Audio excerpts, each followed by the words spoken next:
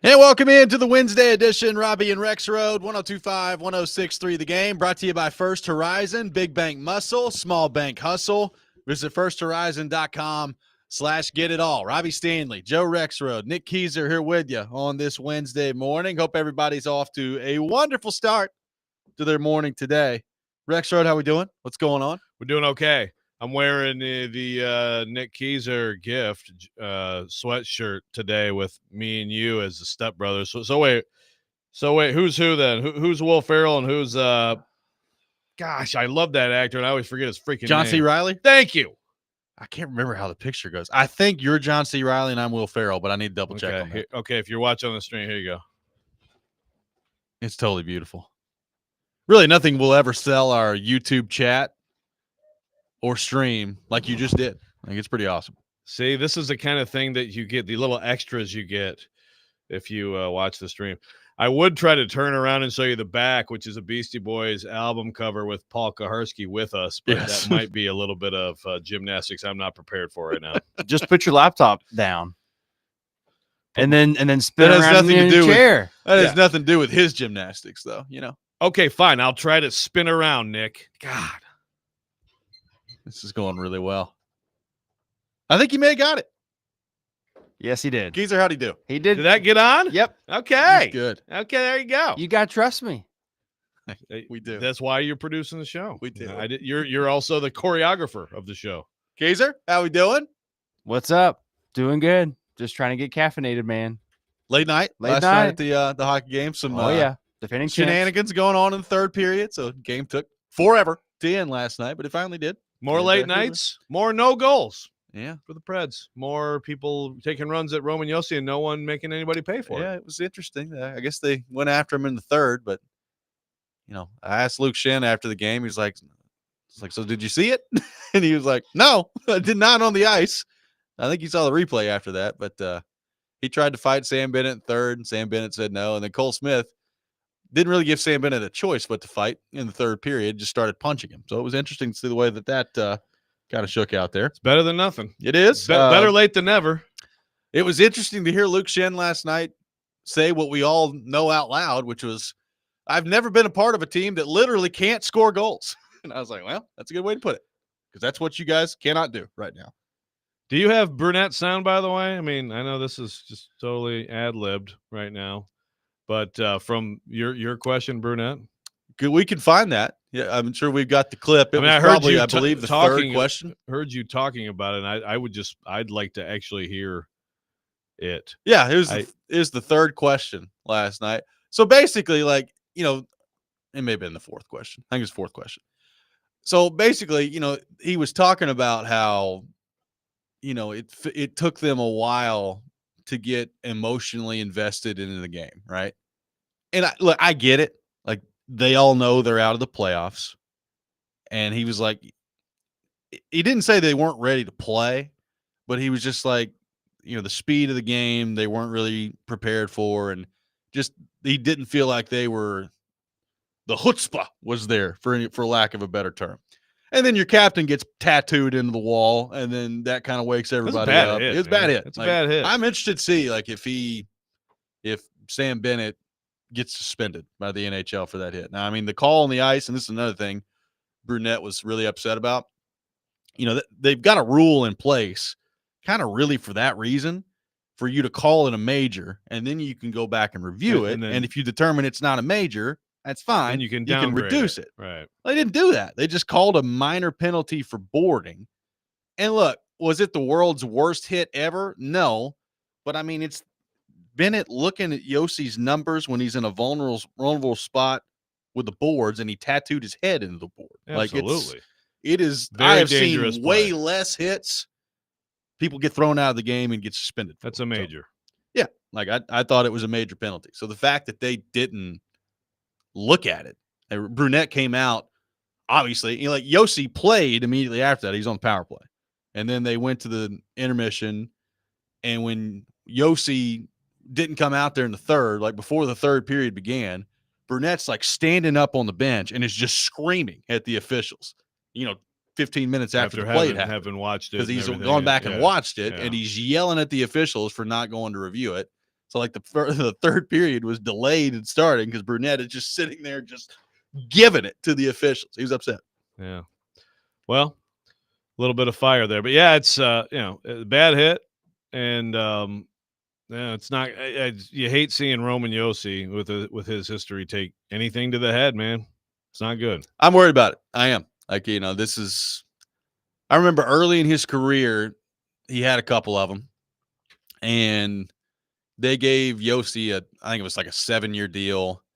I want to say 7 years, $28 million. It was one of those like David Poyle specials that he went through for a while, where he started the trend of like giving a lot of term and getting the price down, but maybe giving some term to guys that to that point hadn't earned it. Like Yosi worked out great, obviously, with the 7-year deal, and then he got another big contract after that. But I remember thinking at the time, it's like, wow, this kid's already had a lot of concussions. He just got a 7-year deal. And, for a while he went through and didn't have any, but the last, 2 years ago, his season ended with a concussion. And I don't know specifically that's what this is, but it's hard for me to believe that it's anything else based on kind of the way it happened. Yeah. Well, like we were talking about, like you were saying, before the show, and 2 hours pregame meeting, it's a long time, but that's if you go back out there, it's not some sort of physical thing. It's not a neck or whatever, right? It's so the fact that he was able to go out there and then they look at him and then no, that kind of speaks to the likelihood. So I asked Brunette last night, like he talked about the challenge of getting emotionally involved in a game.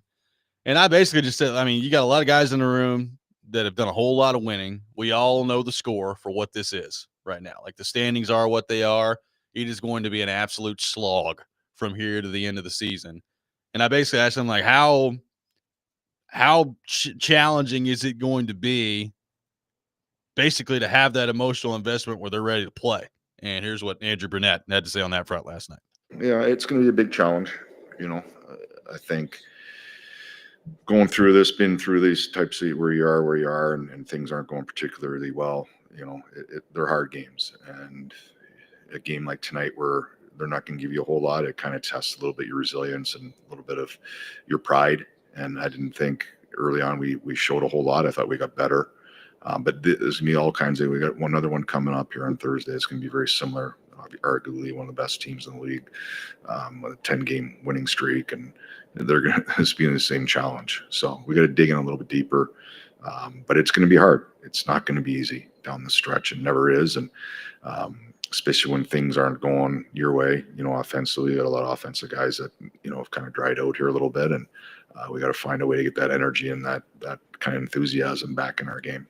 So he's talking about, lack of enthusiasm and pride and all that. Like, to me, Joe, and, going back to our discussion yesterday, like, isn't that a big part of what you're looking for, like, down the stretch here? If you're evaluating Brunette and trying to find an answer next year? Yeah. And then meanwhile, the fan base is like, but please lose. Yeah. Because we need that top 3 pick. Well, so, but not that should have any impact, but it's like, it's that's part of the challenge to the whole thing. It is. The outside world now is like, Let me tell you, if Yosi's out for any length of time, based on where the rest of that decor is right now, they ain't gonna have much of a problem losing. Yeah. Like they're already giving up. Just it's the worst defensive team right now that they've ever had. And look, I'm talking about expansion franchise. They had a squad in 2013 in the lockout shortened season that by the end of it was basically an AHL team out there. It was rough. And this is probably as bad or worse of a defensive setup right now as they've ever had. So that's when you get into the evaluation talk. So, I mean, look, man, if there's any question with Yosi, shut it down, man. I agree. Shut it down. Okay, so there you go. So you have serious issues. You're going to have a hard time winning. So how do you have the energy, enthusiasm, and the positive evaluation, of Brunette while losing? I don't know. I mean, we're gonna try to get to this a little bit later in the show. We got a lot going on today on the program. We're gonna try to get to this a little bit later in the show. I did think Barry Trotz had some interesting comments on the Brunette front yesterday in his interview with Stilly. So we'll get to that. It's gonna be hard. That's why I threw it out there yesterday. It's like, we're almost 60 games into this. Is there really anything that changes the math that much between now and the end of the season? Yeah. It's hard for me to get there. It's hard for me to believe that the stuff on the ice at this point is the most important. It's really a bigger picture question, right? Interesting thing I heard yesterday from Hal Gill. I had not thought about it in this way. Was he on with Chasing Big Joe, I think so. or DVD? Chasing Big Joe. But he was talking about, the challenge for a player in this situation. Now, of course, he says what you'd expect, and I totally agree. You got to be pro. Are you a pro? You're playing hockey for a living, right? Like you bring energy. You finish checks. You block shot, whatever, all that stuff. But he's like, the hard part is when you're on a team that's in this situation, then you go home and you shut it down. You don't watch the other games. You don't care. Right. You don't care who's winning or losing. You're not engaged in like a race of any kind.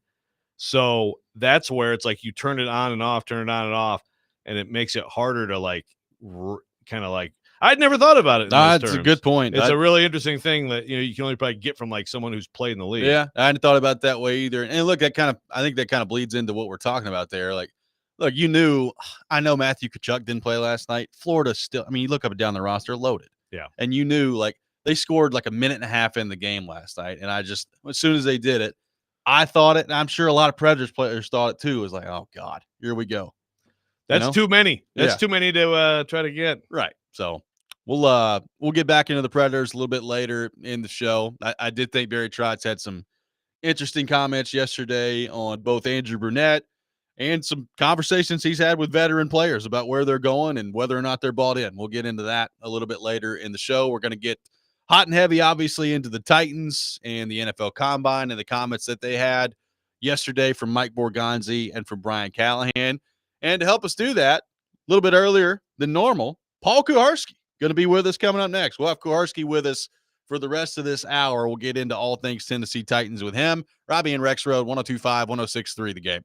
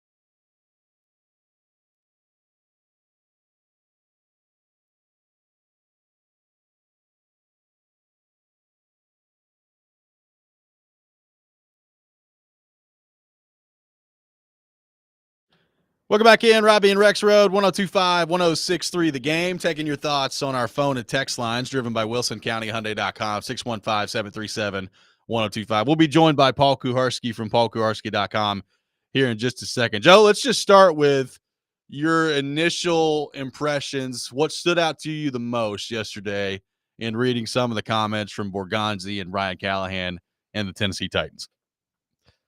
Not much. I'm sorry. I mean, I look forward to same answer. I've read the transcripts. I saw a lot of PK had a lot of video for people. Appreciate it, PK. Read PK's write-up and very thorough, and it's a lot of it's just a lot of stuff you'd expect. I mean, if there's one thing that stands out to me, it's that I have more faith in Brian Callahan as a coach because he agrees with me that Travis Hunter is a cornerback. Job, Brian Callahan. Well, I say he gets year 3. He said automatically he starts as a corner, but you never know where he could fit, where he could end up. Well, but sure, starts as a corner, throw him in a receiver. That's good. I like that. Yeah, I'm not like keeping Travis Hunter from offense. Don't get me wrong. I know. Don't get me wrong now. But if you're a coach who says he starts at corner, to me that means you think he's better at corner, right? Yeah. Good job, Brian Callahan. I said that there should be an increased level of confidence in Nashville for him today. I tell you, the biggest thing that stood out to me yesterday from the Callahan part of this was I thought he took with one of his responses, and I guess there's really no way for me to prove this, but I thought he took a direct shot at Will Levis with one of his responses. Oh, yeah. Like, he was asked, I've got the quote in front of me. I don't want to put Keyser on the spot to pull up the audio, but right now, I've got the quote right in front of me. So he was asked about and I think it may have been Corey Curtis that asked him, taking what you see on the chalkboard and translating it to the field. And just listen to this quote. Maybe this is just me reading too much into it, but listen to this quote from Brian Callahan. Quote, "That's the hardest part. It's a good question because there's a lot of guys that could talk it in the meeting room. They know what to say, how to say it. They can articulate their schematics. But the hardest part is can they take what's being taught and execute it? It's sometimes more about taking it from the practice, from the meeting room to the game day. That's the part that really matters the most because some guys can sometimes do the meeting room to the practice field, but it's about how you execute under pressure and under duress when it's all live. That's the hardest part to find out." I was like, well, yeah, I think you just may have experienced that. Yeah, I could see Levis being one of those some guys who knows the film, talks it out, knows what, and then you go out there and it just doesn't quite happen. I mean, I was listening live when he said that yesterday, and I legitimately started laughing in the car on the way to the arena. I was like, well, I know what he's talking about with that. Yeah, some guys really stink at quarterback. No names. No one I'm going to mention by name. Yeah. Well, that is one thing that kind of does stand out of the whole thing. Even like the Borgonzi. And by the way, the Borgonzi. Oh, man. The Borgonzi accent is just, he said idea. For idea, he said, we got a good idea. I'm like, wow, he says ideas. That's amazing. But I haven't heard that one in a while. Yeah, that's good. Yeah, man. It's like that's straight out of the 1920s. But this is the one thing that definitely stands out of all the conversation. I mean, it's not like we don't all know, but there's such it's like so obvious. Moving on from Levis, right? I mean, again, we all know that. We've been talking about that, but it's like they've it's never really been addressed, right? I mean, I know Borgonzi's like, yeah, we got a quarterback, so we got to add to the room, but or if asked, they'll say, well, sure, Will's got to compete and things like that. But then you get talking about Sanders and Ward and free agent quarterbacks, and it's like, so Will Levis is your 3 at best then, right? Again, without saying it, it's just interesting how sometimes things never really get, really, they don't ever really get addressed. Someone just gets cut or traded. Yeah. I knew heading into yesterday, I saw Borgonzi hopped on with Ian Rappaport. Brian Callahan was making the rounds yesterday. They've got the number 1 pick. So everybody's going to be asking about the trade part of this. And then I saw Schefter was tweeting this out and other people. It's like, well, the Titans have not yet made a decision on whether or not they're going to trade out of the number 1 pick. And I was like, this time of year just drives me nuts. It's like, did you think the Titans were going to get up there yesterday and be like, we've actually fielded 8 calls And we're deciphering through all of them right now, which one's the best deal for us, and we're going to make that decision here in the next couple of days. Yeah. It's like just Breaking. some of the things that end up being news out of this combine is just amazing. Oh man, and it's some of it is absolutely like reheated several times.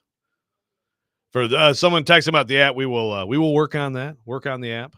We will do I that. mean, I Yes. won't, but like we will. Yes, that is correct. As a conglomerate. That is correct. All right, let's head to our 1025 The Game phone line, driven by WilsonCountyHyundai.com. Check in with Paul Kuharski from PaulKuharski.com, who is live at the NFL Combine. PK, good morning. How are you?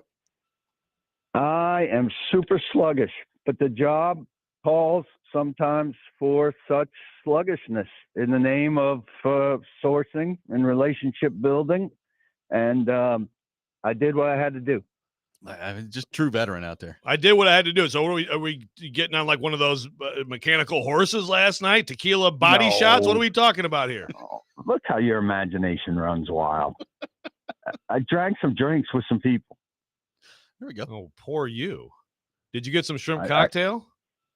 I did not. Is that a big ate thing in at Indy? a place.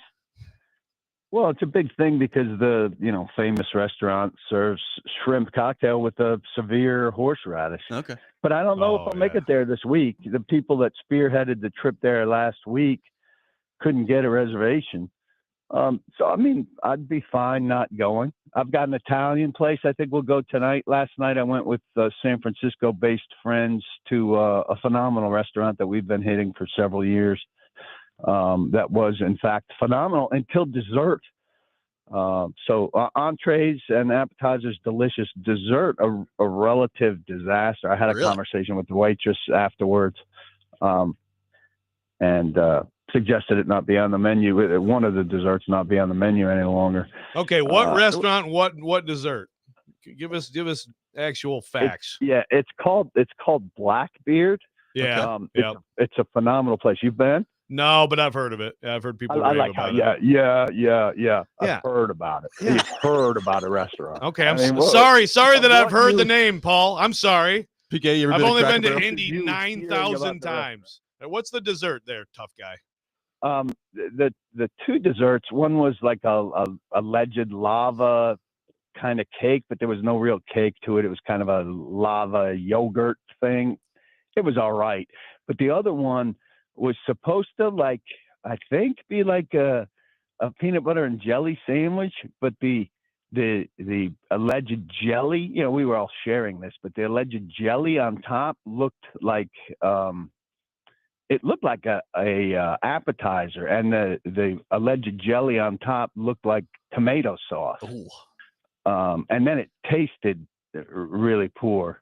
My friends were like, well, the presentation isn't great, but it tasted fine. I was like, no, the presentation is poor and the taste matches the presentation. It's terrible on all fronts. And I'm a big dessert guy, so the finish was terrible, but the steak, the fish that we had, the pasta, all excellent. I don't know if I could get behind the jelly that had the tomato sauce look to it. That may be a mental block that I don't know that I could overcome. I should have taken a picture of it and tweeted it out and been like, "What's this?" and seen like the guesses that we got. I think most people would have guessed it was some sort of appetizer dip, but it looked more like ketchup than tomato sauce. Okay. So between that and the drinks, are you so hungover that Zoom doesn't work for you? He's on the move. I was. He's walking right now. He's walking on time for you people, well in advance of my other requirements. And Nick makes it like that's so dainty that I can't talk on the phone while I'm on the move. So he's got to postpone everything. I might not be visually available. I might. I'm here now. I'm seated. I could get on the computer, but I'm hesitant to do it because Nick's been so nervy about it. Well, and you're sounding great on the phone right now too. I must point out. Thank you. Yeah. Thank you. Robby, as usual, grateful, happy, pleased. Unlike other people over there. That's what I'm here for. All right, we're going to get hot and heavy into the Titans and PK's impressions from what Borgonzi and what Brian Callahan had to say yesterday. We'll get PK's thoughts on some things that he's hearing around the NFL Combine as well, his impressions on what the Titans may do with the number 1 overall pick. All that coming up. You're listening to Robby and Rexrode, 102.5, 106.3 The Game.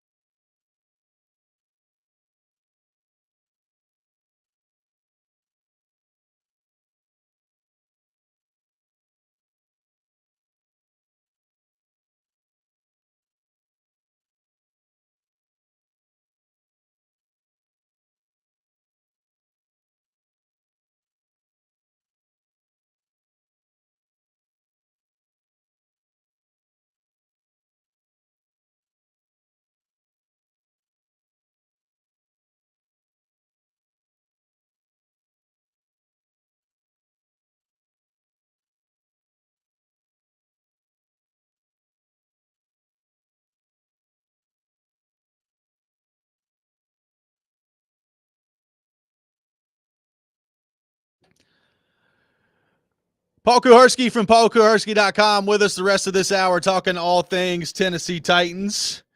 PK, it's always interesting this time of year when the combine rolls around. There's a lot of chatter, a lot of noise from the combine. And it's always interesting, like, what is newsworthy, what's not. When these guys are talking to be that Brian Callahan, Mike Borgonzi, what actually means something moving forward and what doesn't, what is just talking going on out there. So I'll start there with you. As you were listening to Borgonzi and Callahan, as you were speaking with those two yesterday, what are a couple of things that maybe stand out to you the most in terms of meaningful takeaways from yesterday? Well, as you were asking that, I was preparing maybe not meaningful takeaways. So I'll give you a couple of those instead. I'll flip your question if I may. That'll work. I thought when they were talking specifically about Shedeur Sanders and Cam Ward, that they were probably doing a little bit of spinning. Both of them spent time on Shedeur Sanders' arm, sufficient arm. And even if it's not a sufficient arm, you offset that with a lot of anticipation, right? So because you're super on time or early, you can make up for what you might lack in arm strength. And there are plenty of guys in the league who've had success operating that way. And that's, of course, true. And we've seen that. But I don't know that they're, and that certainly there's a degree of speculation. I don't know that they're in love with Shedeur Sanders. And I think part of that is probably pumping up Shedeur Sanders. And then Cam Ward, Borgonzi said, was asked about Cam Ward being at 3 schools. And he said, I think it's great that he was at 3 schools. It shows that he could learn 3 playbooks in short order and get 3 teams to embrace him as a leader in short order at 3 schools, which is true, right? But that's the most positive spin you could put on a guy being at 3 schools in what, 5 years. You could also say, well, why couldn't he start out at a Power 5 school and lead that school for 5 years to great success and not need to change scenery? I understand the context of what college football is now and everything. Well, real quick, let me interject on that, because if you start at Incarnate Word, the reason that he moved is because he actually turned out to be way better. And then they're like, oh, yeah, you need to come here. And then Miami said, how about a bundle of money to come here? I mean, there's right. no. But I'm saying, why wasn't he good enough to start at Washington State? Yeah. And why wasn't he good enough at State 16? You shouldn't draft him. He wasn't a pro at 16. Oh my God. New heights. I'm painting the other side of it, Joe. So somebody punching holes in him could say, well, he wasn't good enough to be a premier college player for 5 years, like a lot of guys are.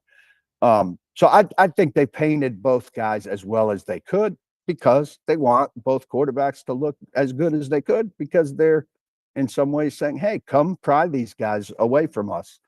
Because we don't necessarily love them. Or you could read it that way. That's the way I'm thinking that they're behaving. They didn't say anything yesterday that hinted at the idea that they're in love with these quarterbacks.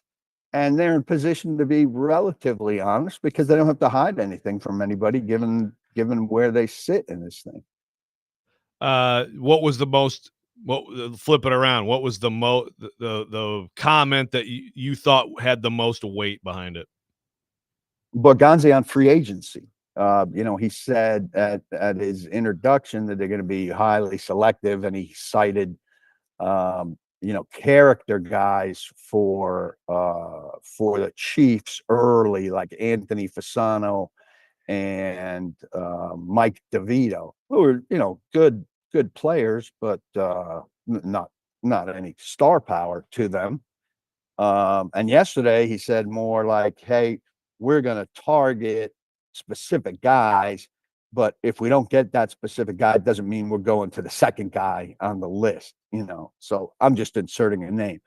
Say they love Trey Smith or Nick Bolton, 2 guys from from where he came from. Well, if they target Trey Smith and they have a number on Trey Smith, but they don't get him, that doesn't mean they're going to the next veteran guard.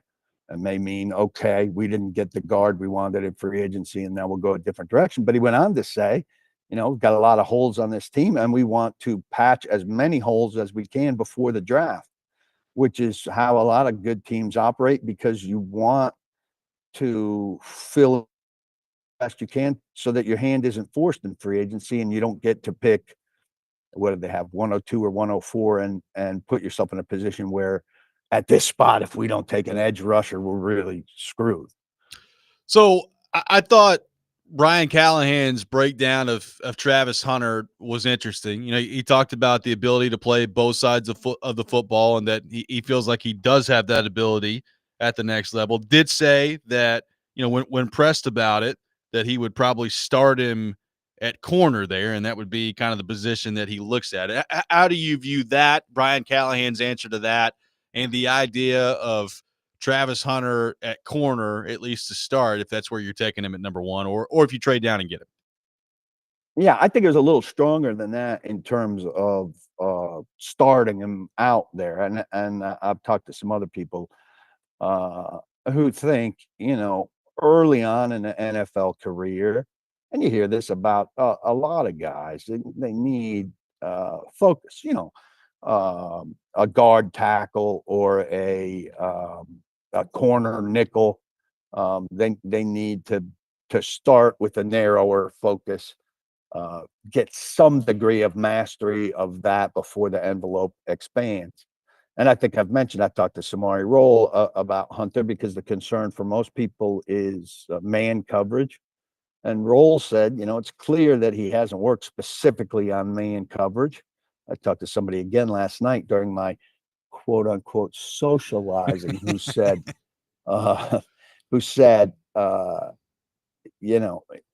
he's never been a guy to just hone in on one thing, because he's spread so thin in terms of granting, in terms of just working on one thing, because he's flipping sides of the ball. And so the Titans, if they were to bring him in, would have to allow him to focus on one thing, get great at that one thing, and do the secondary thing in a secondary way. Adam Schefter just tweeting right now, Titans have granted permission to former Pro Bowl linebacker Harold Landry to seek a trade, per sources. There you I don't go. know who's trading for Harold Landry at $17 million. A thing like that has a tendency to turn into A pay cut. Well, yeah, a pay cut or a cut. Or a cut. Pay cut or a take the payout. Well, let me ask you this. So does that give you any insight as to what they may be thinking about at number one in terms of the Abdul Carter part of this, or is this just totally separate from that in your mind? Well, I mean, it certainly indicates, I think we've been talking about the fact that it's not just one edge. It's a position of multiple need, and that it was going to be tough for Harold Landry, I think, to be a clear-cut number two. I think he's lost his burst. He's not as effective a player. It's hard for him to be worth $17 million to them. Love Landry's work ethic. Love what he's meant to this team. Last year was an unimpressive season for them in a year where edge rushing was insufficient. And if they're going to rebuild this thing, his role needs to be, they need to count on him for less. And if you're counting on him for less, you have to be paying him less. Yeah, no, I don't disagree. I mean, he's not quite as good of a cap savings as Traylon Burks, but right. But no, it is interesting with him. And if you're him, I mean, I guess although this is all he's built a life here, this is all he's known. I wouldn't, if I were him, I wouldn't like hate the idea of not losing another year. I mean, he's got to right. I mean, he's got to have self-awareness to understand that like he's gonna have to be paid less if he's going to be right anywhere, right? Yes. You would think. I just don't. I mean, maybe there's a team with a ton of money that thinks they're edge rusher away and doesn't see the lack of burst. But I, I don't know, teams are more fiscally responsible than that, are they not? I would think so. Yeah, there's no dumb teams in this league. Well, we'll see. I mean, there are dumb teams in this league, but You probably drank with I some of them last night. I don't know who's looking at Harold Landry and thinking, you know what I need to do is give him $17 million. We'll have more with Paul Kuharski coming up next. Take more of your thoughts on that news from Adam Schefter that apparently the Titans have given Landry permission to seek a trade. We'll get into that and more with Kuharski as we wrap things up with him coming up next from the NFL Combine. Robby and Rexrode, 102.5, 106.3, The Game.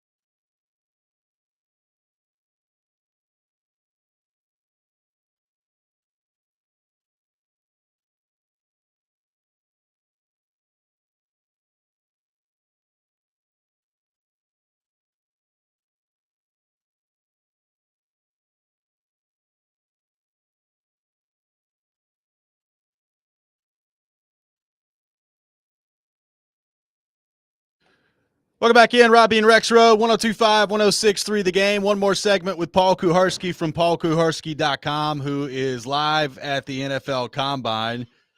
PK, as you've been at the Combine and as you're kind of looking ahead this week, what have the conversations that you've been a part of been like as it relates to Sanders and Ward, the interest level around the league, and do you feel like both of them at this point are viewed kind of in the same spot, or do you feel like there's some separation starting to get there between Ward and Sanders? I think most people seem to think there's some separation.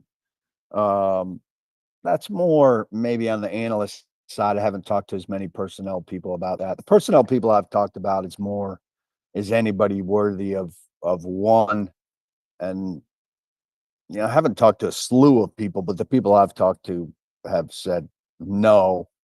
And most have said to me, initiated conversations with me when I've run into them saying they're not taking one of these quarterbacks, are they? Or they're not taking a quarterback at one, are they? Or the presupposition that they're looking to deal out of that, or that they would stick and go with Carter or Hunter. I think it's a widespread feeling that Carter and Hunter are just better football players, even applying the quarterback, tax and urgency and all of that stuff. And then, Borgonzi again said yesterday, and I think there was a degree of spin to what those guys said, but again, they don't have to hide a hell of a lot based on where they're sitting. And he talked about not forcing things. If it's quarterback, it's a quarterback, but if it's not, it's not. And I don't think they're uncomfortable talking with some candor about the fact that it may well not be. He also said the board is set, pre-combine, and that the movement now is based on, some hits and misses in the meeting, some medical stuff. And the only thing that's going to move somebody dramatically is big medical stuff. I tried to get him to say, how many spots could somebody move barring big medical stuff? And he didn't give a number, but he did say not a lot. And so, if they've got Cam Ward 5th, can he move himself 5 spots based off conversations and a pro day? I don't know. Does he have to be higher than 5th already? I'd say probably. If they're going to be true to their board and pick the best guy, I think he's got to already have a pretty damn good place on their board. But what if their plan, whatever that may be for the free agency period / trading for a QB, doesn't happen? I mean, right? That's potentially an elevator, right?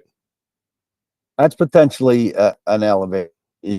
Again, I don't think they've talked about discipline. And I think that's where discipline applies, Joe. So if he's 5th, if he's 10th, if he's 12th, if he's whatever, and they don't land what they want necessarily in free agency at quarterback, it's not very disciplined to take your 5th, 10th, 12th guy at 1 or at 3 because of circumstance. So the headline today is Hungover PK predicts Will Levis back at starting quarterback in 2025. Have I got that right? You could No. not get what you want at quarterback and still end up with a quarterback in free agency, right? A quarterback who's better than Will Levis, right, who can be your lead guy in 2025, and then we'll talk from here in 2026. Did you agree with Robby thought? And I, now that when he read it to me earlier in the show, I was like, yeah, I can see what you're saying. That some of Brian Callahan's comments about like taking it to the field, taking it to the meeting room, stuff were like sort of indirectly a shot at like the misery of the Will Levis experience last year. Yeah, maybe. I think people were eager, like he was talking about, trying to fix a guy and being careful about what you think you can fix, because you can't always fix what you think you can fix, and maybe trying to fix what you think you can fix isn't the best route. That could be a subtweet too. Well, the instinct, not about Levis. Some people were reading it about Cam Ward, like the instinct to fix certain things. He eventually circled to Patrick Mahomes.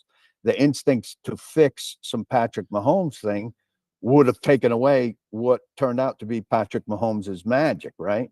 And some people took that and said, oh, well, this is about Cam Ward being Oscar. I think that's a huge stretch to take him talking broadly about quarterbacks and think that that was about Cam Ward.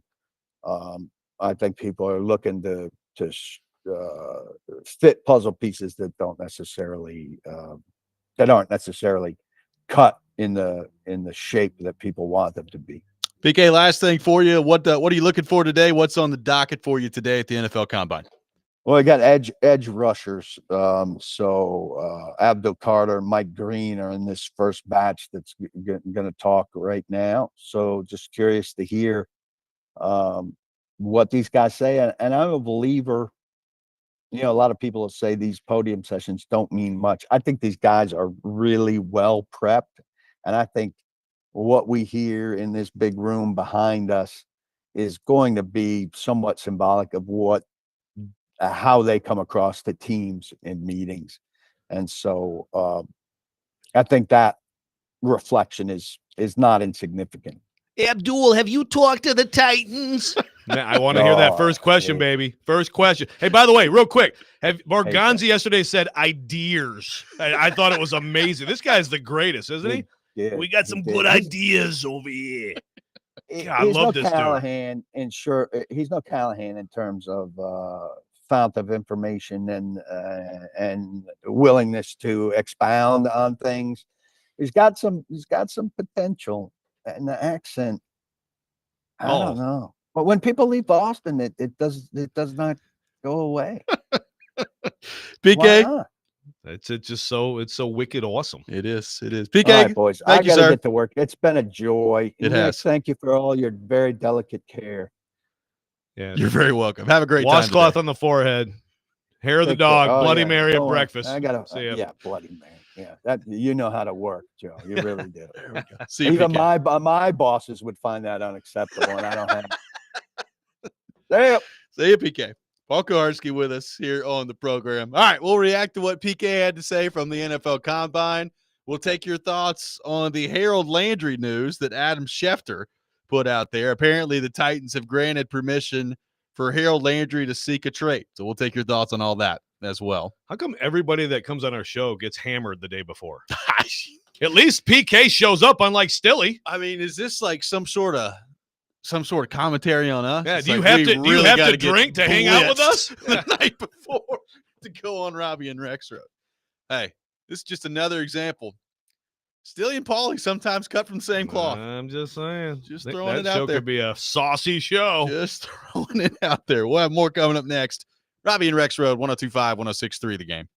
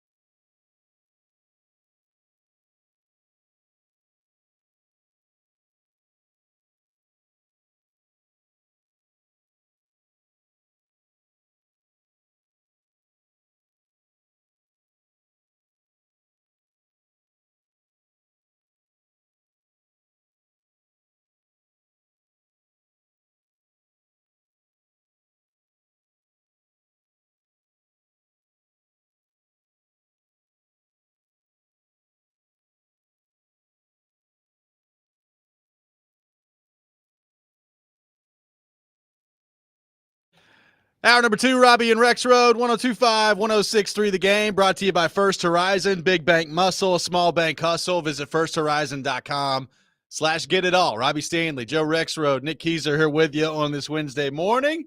Appreciate Paul Kuharski from paulkuharski.com for being with us live from the NFL Combine, taking your thoughts all show long. So we got a lot to get to for the rest of the show. We'll get to some of PK's thoughts from the Titans yesterday on the NFL Combine. Here in just a second, we're going to discuss the latest report from Adam Schefter regarding Harold Landry. We will get into a little bit of the Predators Day, a little bit more tomorrow, but some interesting comments from Barry Trotz yesterday on Silly Show about the future there. So lots to go. Lots to get into today here on the program.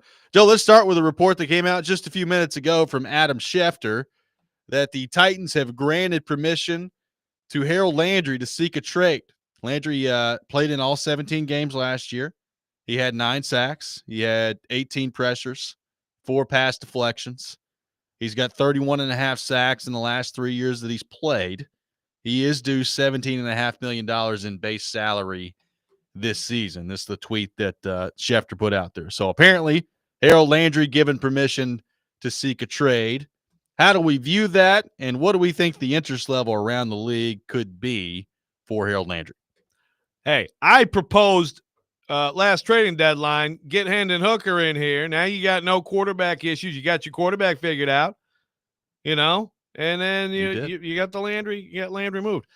Yeah, it's not that surprising. It's not. And, again, if I could do a redo on the cap savings, I'd probably do Landry. Because it's just, someone on the YouTube chat here, Bob says, it's not that big. It's only the 22nd cap hit, I guess, at edge is what he's saying.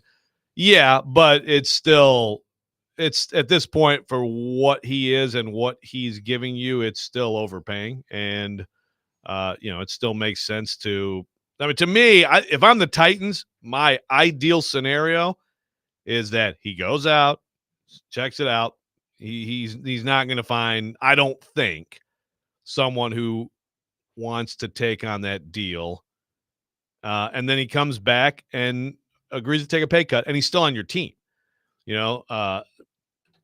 Text line here, texter says, please don't keep. Skyler says, I hope the Landry news doesn't mean the Titans are keeping Arden Key. Arden Key freaking sucks. Would rather him go than Landry. I hope Landry takes a pay cut. Yeah, to me, look, you have to get better at edge, but it's not bad to have both of them as players. You just don't have any players. That's the thing. That's why I don't really look. Is Harold Landry the same player that he was 2 years ago? No. But it's also how many edge rushers you going to be able to find this offseason? Right. How many? Yeah, exactly. Well, Harold Landry next year, if he's on the Titans, I bet you he still gets you 6 to 8 sacks. I can already make the argument. He's a good pro. He's a good guy in the locker room. I can already make the argument that even with Arden Key and Harold Landry, that you still need 2 more edge rushers. Yeah. Getting rid of one of them. You're going to be able to find 3 edge rushers this offseason. You could find them, but what's the quality going to look like? I don't know. I'm really interested to see, is there a team out there that looks at him and looks at his salary and says, yeah, we'll give it a shot for another year and see how that goes. And is there a situation that he could go to that's realistic, that number 1 can afford his services, number 2 is willing to give up something for him, and number 3 is set on defense to the point where he could come in and be an effective player because there's so much depth and so much, star power across the line. I thought of the Lions immediately. If Aiden Hutchinson is back next year, Landry on the other side, what would that look like? Everybody was trying to connect, the Myles Garrett stuff to Detroit. And I just don't know what's going to happen with Myles Garrett. But, could a team like that, who's right on the precipice and in their window to win, could they look at Landry and think that he's a missing piece? Okay, listen, I got to pause this real fast. This is serious. I seriously have an emergency. There's apparently a bird in our house. How do you get a bird out of your house? I'm not kidding. I guess you the open kids the are door. trying to get to school. I don't know how the hell they let a bird in the freaking house. A bird at 39-degree weather in the house, too. I mean, I guess you open the door and just chase that sucker around until it flies out the door. Yeah, that or grab a bag or something. I don't know. I don't think you're going to be able to like. have you seen The physically Office catch when the they bird. grab the bag and they use it on the bat? I mean, you could do that. I mean, like they should probably take like a broom and sort of just try to chase like, that sucker and chase it out the door. Okay, I'm You got to get texting. the door open though. I mean, I could get one of them on the phone and we could listen to this chaos. I'm saying chase with broom. Chase with broom. Just make Okay. sure the door is open. But any suggestions Yeah. that you all have Anyone on out the there? text line? Do we have some sort of animal wrangler out there that would offer their opinion? We'll take those as well. 615-737-1025. Sorry, Bird in the house. bird in the house. This is the. You know what type of bird? I don't Is it a know. hawk? Eagle? Yeah. Vulture? Yeah. I this is these are the perils of wife gone again for the week for work. Like Kuharski said, just out gallivanting around the. I mean, look, Uh, the good news is if the bird remains in the house for a little bit, it's not like it's going to get in there and mess things up, like strolling things out all over the place. Now you may have to clean up some bird poop. That just may be the price that you have to pay at the end of this. yeah. Is that the worst thing? Is that the worst thing that there'll be some bird poop in there? I think so. Like, I don't I think. mean, I don't want the dogs to kill the bird. I mean, again, depending on what type of bird, like, I guess if it's a big enough bird, it could pick up one of the dogs. how did they let a bird in the house? Oh, they got out. Oh, thank There we goodness. go. All right. Crisis. There we go. Hey. Crisis avoided. Good job. Now tell me how you got it out. Now I want to hear. I mean, that we may as well talk about this on the show. Here we go. Let's go. This could have been something on Animal Planet back in the day. Oh my goodness. All right. Well, sorry about that, folks. Yeah. So anyway, Landry. It's like you let him spread his wings and fly if he can go somewhere else. Let's tie this all together into a topic. Well, and sometimes, if you're like Landry, just like the bird, you see that open door and it's just time to go. It's time to get out. But if it's the Cleveland Browns, it might be one of those things where the bird sees what they think is open air and it's actually glass. And you fly right into it and break your neck. Die. Die a horrible death. There is that. to think No, about as no, well. that's okay. That didn't work. Okay. Wow, it's amazing that they actually got this done while on the show in this segment. I was like, dude, do I have to like go home? Well, let's be honest here. What would have been how effective do you think that you would be at getting the bird out of the house? Oh, I've dealt with bats before, Okay. and actually I've tried to do the bag the bat thing and it didn't work. So I've dealt with bats. I don't know that I've really dealt with a bird in the house. But yeah, I would have been an idiot running around like just as useful as I am with anything. Anything breaks, totally useless. Like completely useless. So good job, kids. They're better than me at dealing with this stuff. Nice job, Rexrode children. And now I'm reading all these different tips from people, which I mean, A lot of variety. yeah, cover it with a big towel, close the bedroom doors, open the front door, Tennis racket. racket, make it as dark as possible in the house. Have you heard this one before? I've not. Why? I need to know why. What is that? Maddie says we've had them loose in our office multiple times. Have a jacket spread ready to throw to cover them. Shouldn't hurt them, and you can carry them out safely. Stay calm. If they sense fear, it will attack. This is how useful is this text line? No matter what happens in life, There's always the text line's advice. ready to like pounce and help us out. I'm here for it. Sean says we're missing the point, missing the obvious on the Landry part of this. He's going to New England with Vrabel. They got the money, and Vrabel loves it. What do you think of that? I wouldn't be shocked.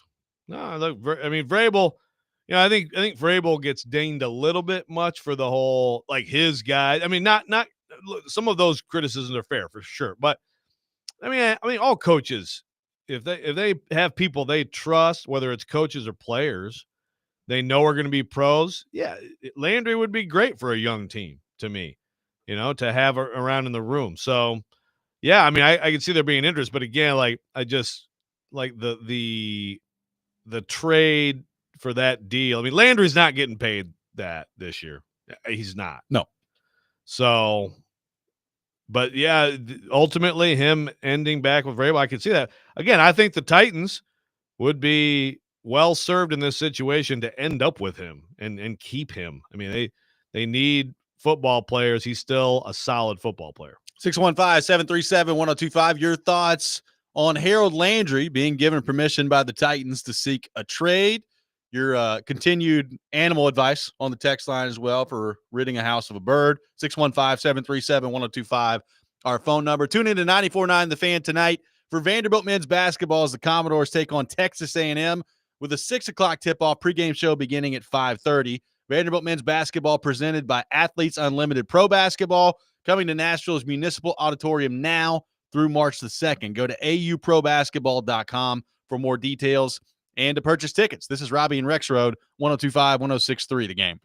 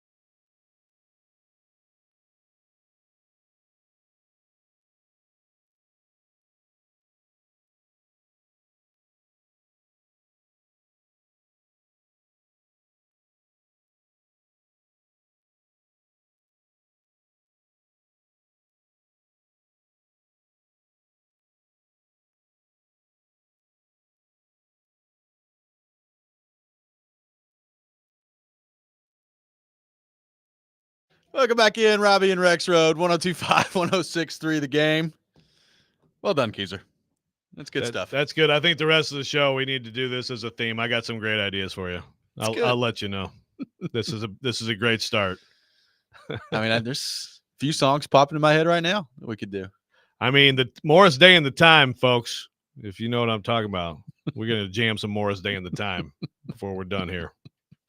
We are live from our Busy Bee Plumbing, Heating, and Air Conditioning Game Nashville studios, home of the $99 yearly Beehive membership, where the buzz is always about great service, taking your thoughts on the Titans. So, do you view this apparent permission given by the Titans for Harold Landry to seek a trade that Schefter has thrown out there? Do you view this in any way as a signal to what the Titans could be doing at number one as that relates to Abdul Carter? Are they two entirely separate things in your mind? You know, I just saw Terry McCormick tweet about how, well, if this happens, this could tell you that the Titans their target is Abdul Carter, who, by the way, is speaking right now and has confirmed that he has met with the Titans. So, breaking! Also confirms that he knows the Titans have the number one overall pick. So, also good to know that he knows that. Okay, so he met with them. Liked it. He liked it. And he knows that they got the number one pick. And he knows they have the number one pick. And he believes he's the best football player. And he says the best football player should be selected number one. So there you go. Okay. There's your Abdul Carter update. All right. I expect full coverage at paulkuharski.com before, you get too many beers in. Just avoid the desserts today. Yeah. And peanut butter and jelly ketchup looking dessert. No wonder you had to have so many shots to just wash that out, right? Oh, boy.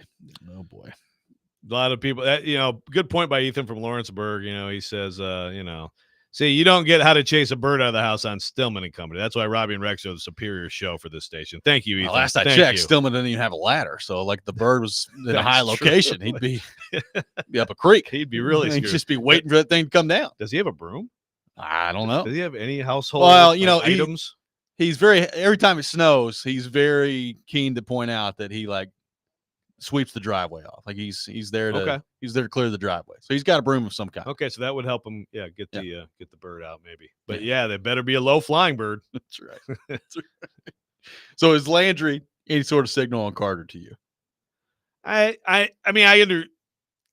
think what PK said makes really good sense in terms of, and what Barganzi said, which is, it really is like you're not going to do it at maximum capacity at the best possible way, but you really do in free agency. I'm glad to hear him say this because they have to get a whole bunch of players, and a lot of them aren't going to be high priced players, but you really have to fill everything. You have to try. So that in the draft, you can more freely just pick the best players. I mean, you should anyway. And there's going to still be need. So I'm not saying, of course, they're not going to get to the point where like, okay, we could play with this roster. Now let's just have the luxury of drafting. But you're trying to fill as many holes as possible.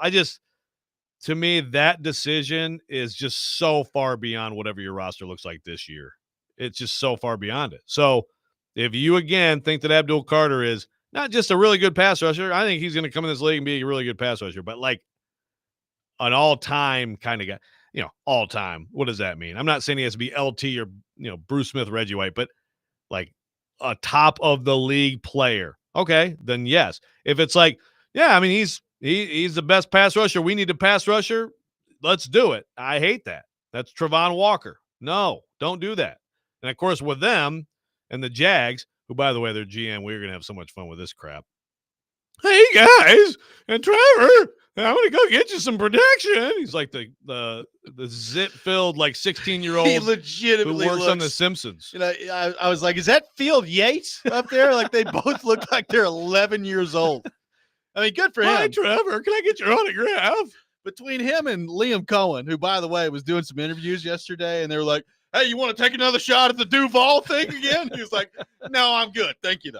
Appreciate it. I will never improve on Duval. But, So anyway, the Jags could have taken the other edge who is better, but whatever. The point being that, if Abdul Carter is going to be a great player, even if you keep Landry or whatever, or not, do it, if he's the best player. I think those two things are independent. I do. Let's head back to our 1025 The Game phone line, driven by WilsonCountyHyundai.com. He is now gone, so Daryl hung up. Oh, okay. Sorry, Daryl. Sorry, Daryl. I mean, the Jags GM, like, seriously, anybody out there, if you have not seen video of this kid talking to the combine, I was like, oh, someone brought their kid on. Take your kid to with a dad or Career day. thank you. Take your kid to work day. Yeah. And look how cute. He got up to the podium. Take a picture of him. Yeah, Trevor needs some more protection. I feel like, though, we're making a little bit too much fun of the Jags. Like, this is going to end up being the combo where they turn everything around. Right. And we're going to be like, my God. Like, they did it with an 11-year-old as general manager and some enormous goofball that got up there just, Duval, to start things. Look, I remember making fun of Sirianni's opening press conference. Yeah. And all that dude does is win. Dan Campbell. And then I thought Dan Campbell was like the absolute biggest nerd when he got up there and started, we're going to bite kneecaps. And I was like, who is this idiot? And all those two guys have done is win. I So think maybe there's a correlation. Well, I think you've hit on something. It's like there used to be the Sports Illustrated jinx. It's like the Robby and Rexrode reverse jinx. If we make fun of you when you take a job, you might do the job really well. Yeah. No, Danny, why Yeah, what do we did say? you hire Josh Heupel? God, we're on an impressive run of ineptitude with some of our takes. I mean, but listen, anybody out there, if you have not seen this kid talking, I need you to go see it and then come back with your judgment for us. Okay. I mean, it's amazing. It's gone viral, as they say. Probably not. Al says, I just woke up. Is this the Scooby-Doo segment? Joe sounds like Shaggy. Yeah. See, that's not what I'm going for. That's like, hey, Scoob, joinks. Now, I'm going for the Simpsons teenager kid, Yeah. I mean, if Vingan is listening, I'd like to know his, hey, Trevor.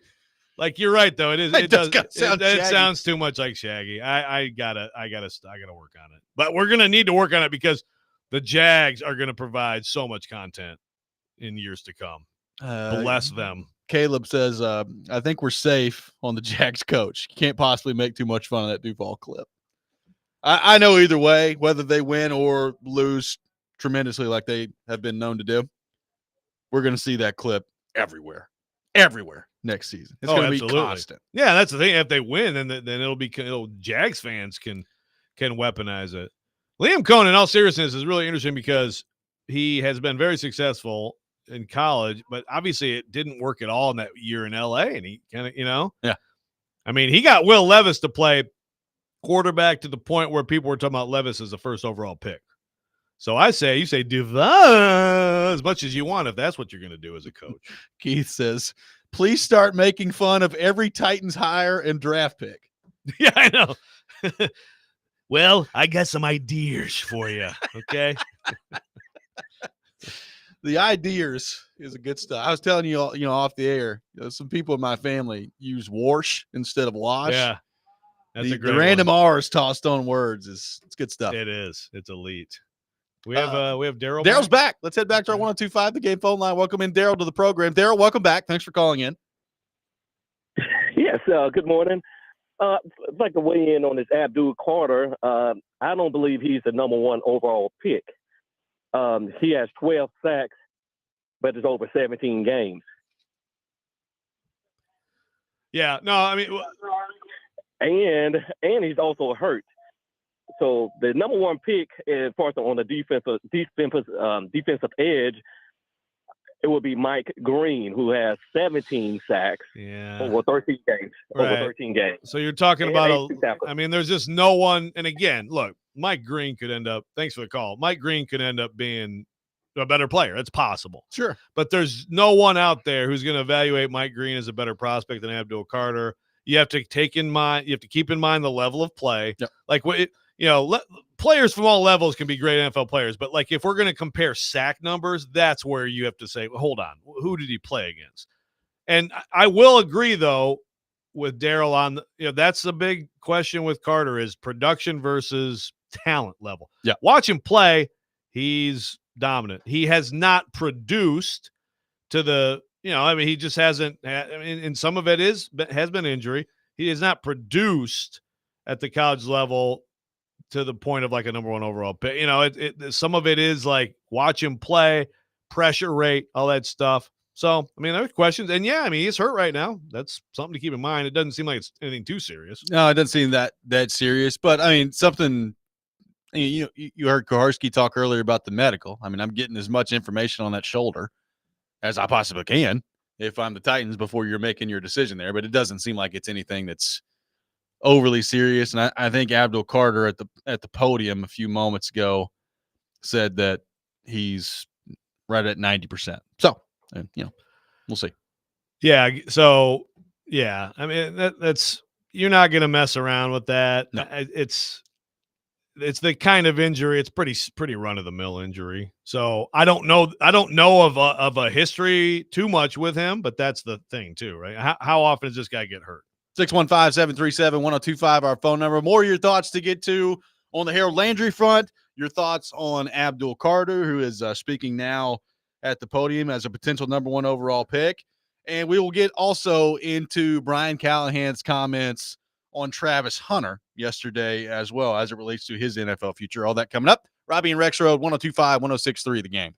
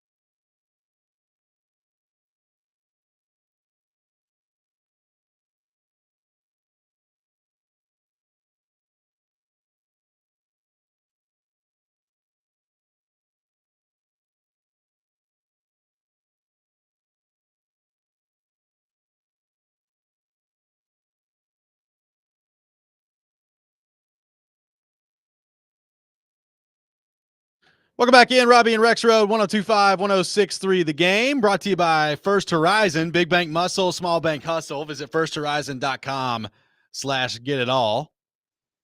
Check out Smashville Live, I believe tonight. Smashville Live at Brewhouse 100 in Bellevue at 6 o'clock. Ryan O'Reilly will be the Preds player guest. That is tonight at Brewhouse 100 in Bellevue, so make sure you're tuned in for that. I mean, it's Rush, so I'm not going to play him, but I thought we were doing all bird songs, man. Look at him. He's talking, but there's no microphone. sound. Can't hear him. There's no sound. Like he's coming probably through. cussing It's you out. not for air. Yes. Look, no, I have a couple of things that we have more important to get to first, Joe. It's true. Rush? No. Oh, But actual show content? Well, okay. No way. Yeah, we're gonna get more birds out of the studio. I don't know, man. Look. It was a good try. All right. Turn the microphone back off. Back off. They're Keiser.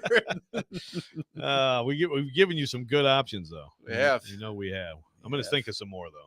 So Brian Callahan discussed Travis Hunter yesterday, who obviously is going to be an option for the Titans at number 1 overall. And a lot of discussion that we've had here on the show and throughout the league circles of where exactly Travis Hunter best fits. I would say the majority of people view him as a cornerback. We have others that have said his primary position should be wide receiver, and some that believe he can play both sides of the football at the NFL level. So Brian Callahan was asked about Travis Hunter yesterday and how he views him as a prospect. Here's what Titans head coach Brian Callahan had to say.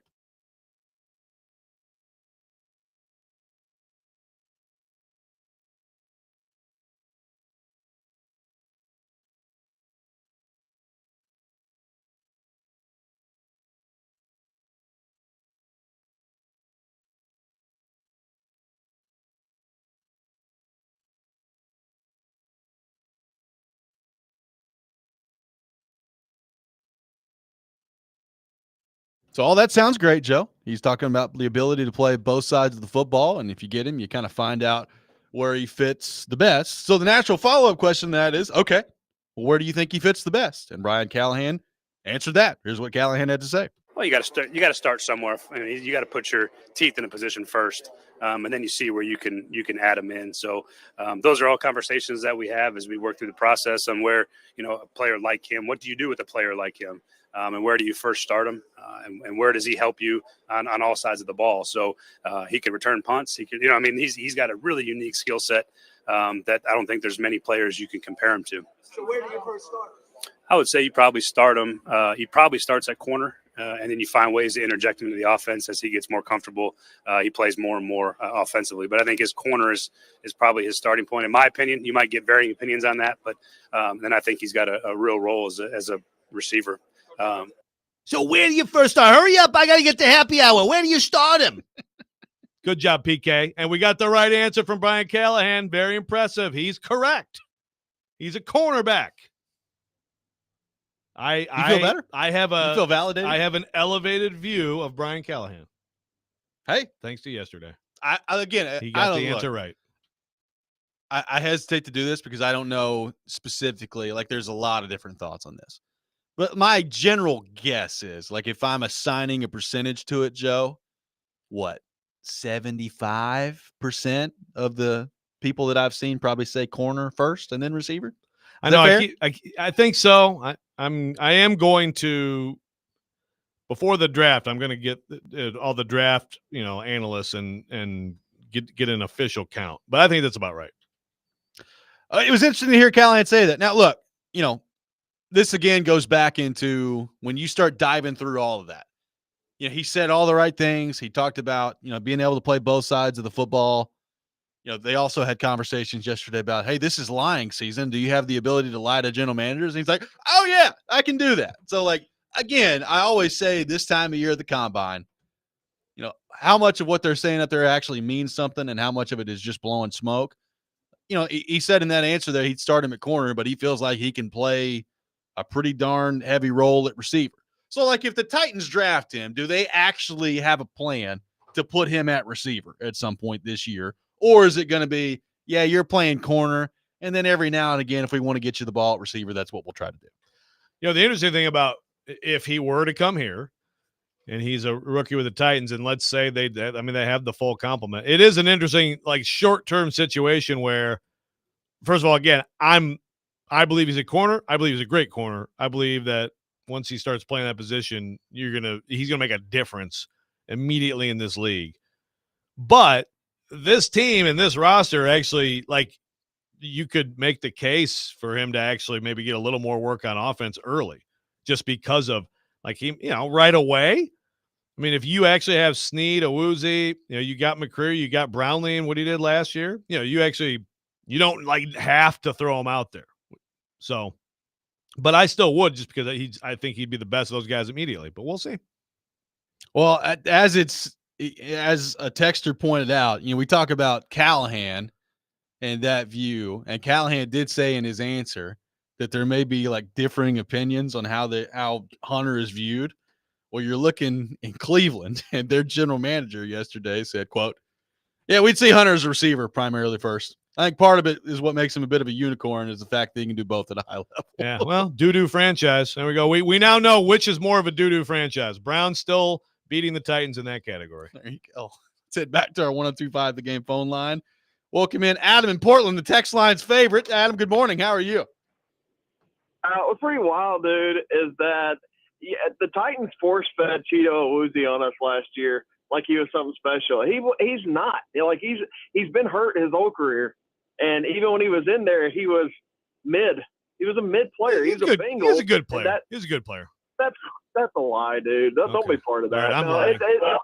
Don't be part of the lie. No, so if I'm going to Hunter's join your haters on the text line. It's fine. If you can slide back just a little bit and get him, you got to get him, because they were so bad at how many games last year were special teams brought up as like, oh my God, I can't believe how bad their special teams is. So yeah, get Jackson, send him up the road, pay somebody to take him away, so that way it goes down in history that we had to pay to get rid of him, and then never see him again, and let Hunter return every kick. And that's how you use him a lot. I wouldn't use him a lot on offense. I would use him every time the special teams hit the field and every time that the defense hit the field, but not that much on offense, to be honest. Thank you for the call, Adam. Appreciate it. I'm sure the text line will start throwing stones at Adam immediately. That's what happened yesterday. Yeah. He's taking some shade. I'm going to start. He's in it right now. I mean, he's and not. You're a liar. It's not what's. Yeah, exactly. I'm lying. It's not accurate. Now, it is accurate that he's been hurt a lot in his career. Yes, that is accurate for sure. But no, I mean that's the idea that he was just mid or he has not been a good player in this league. It's not true. Now, I will say, not that X is entirely representative of really anything, but you've got. I knew when Brian Callahan said that yesterday that he's viewed primarily as a corner first, that there would be a certain part of the Titans fan base that was like, why in the world would you take him number one overall if you think he's a corner? And sure enough, you log on and you see some fans yelling about that. I just don't understand how. Well, because they look at it and they say you don't take a cornerback number one overall, which historically has been true. Okay, that I thought you were going to say just because they have corners now. Well, some of them said that too. That corners are they're probably a position where they're most equipped right now. I mean, even if Awuzie and Snead best case work out, how long do they have? A couple years? I mean, come on. Let me know when they can both get through a couple of games first, and then we'll worry about a couple of years. So best case would be a couple years. I mean, you're talking about top of the draft. You're talking about someone you hope to have for 12 years. I mean, it's like, but yeah, I the other side of it, taking a corner number one, I think one of the biggest annoyances I have about this, like some of the texts, like he's not even the best corner coming. Listen, he didn't win the bullet. I don't care. He is the best cornerback coming out. Stop it. He's the best cornerback. And, people can talk about not playing man coverage a lot in college. That was the scheme. I'm with people who actually watch film way more than me, who are way smarter than me, who are like, he's going to be one of the best man corners in the NFL immediately. And I believe it. We'll have the Rex Rant with Joe Rexrode coming up here at 7:45. Kuharski joined us earlier in the show, a bit earlier than normal. He's live at the NFL Combine. We'll have that up for you on the Robby and Rexrode podcast page as well. So you can check that out a little bit later in the day. Rex Rant coming up next. We'll have more Titans stuff from the NFL Combine to get into. We'll get back into the Harold Landry story that was broken earlier in the show with the Titans giving him permission to seek a trade And we do have a couple of Preds thoughts to get into before the end of the program as well. All that coming up. Robby and Rexrode, 1025, 1063 The Game.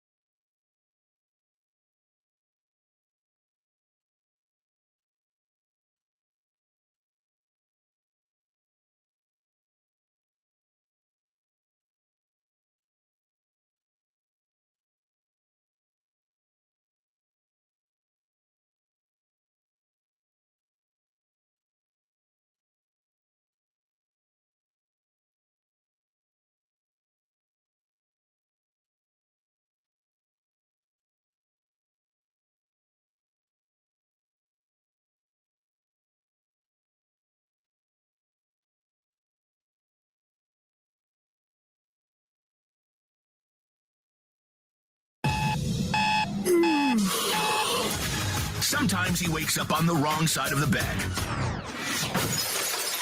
And sometimes he's just, well, Joe. Awkward moment. Let's do it. This is the Rex Rant, now on Robby and Rexrode. Al says, I just woke up. Is this the Scooby-Doo segment? Joe sounds like Shaggy.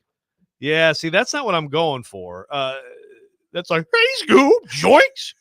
Now, I'm going for the Simpsons teenager kid, you know? Yeah. I mean, if Vingan is listening, I'd like to know his, hey, Trevor. There's apparently a bird in our house. How do you get a bird out of your house? I'm not kidding. I mean, I guess you the open kids the are door. trying to get to school. I don't know how the hell they let a bird in the freaking house. A bird at 39-degree weather in the house, too. I'm saying chase with broom. Chase with broom. Just make sure the door is open. It is that time of the day. Time for the Rex Rant with Joe Rexrode. Joseph, the floor is yours. Take it away. Hallelujah. Quite frankly, it's been a long time since we've had you singing on the program, so I think we need more. I mean, if you're not familiar with Morris Day and the Time, go get Ice Cream Castles, 1984, featured in the movie Purple Rain. The movie Purple Rain, it's not very well acted, okay? You know, it has its flaws as a movie, but the live music in Purple Rain between Prince, the Purple Rain album, live, and then Morris Day and the Time rocking, oh my God.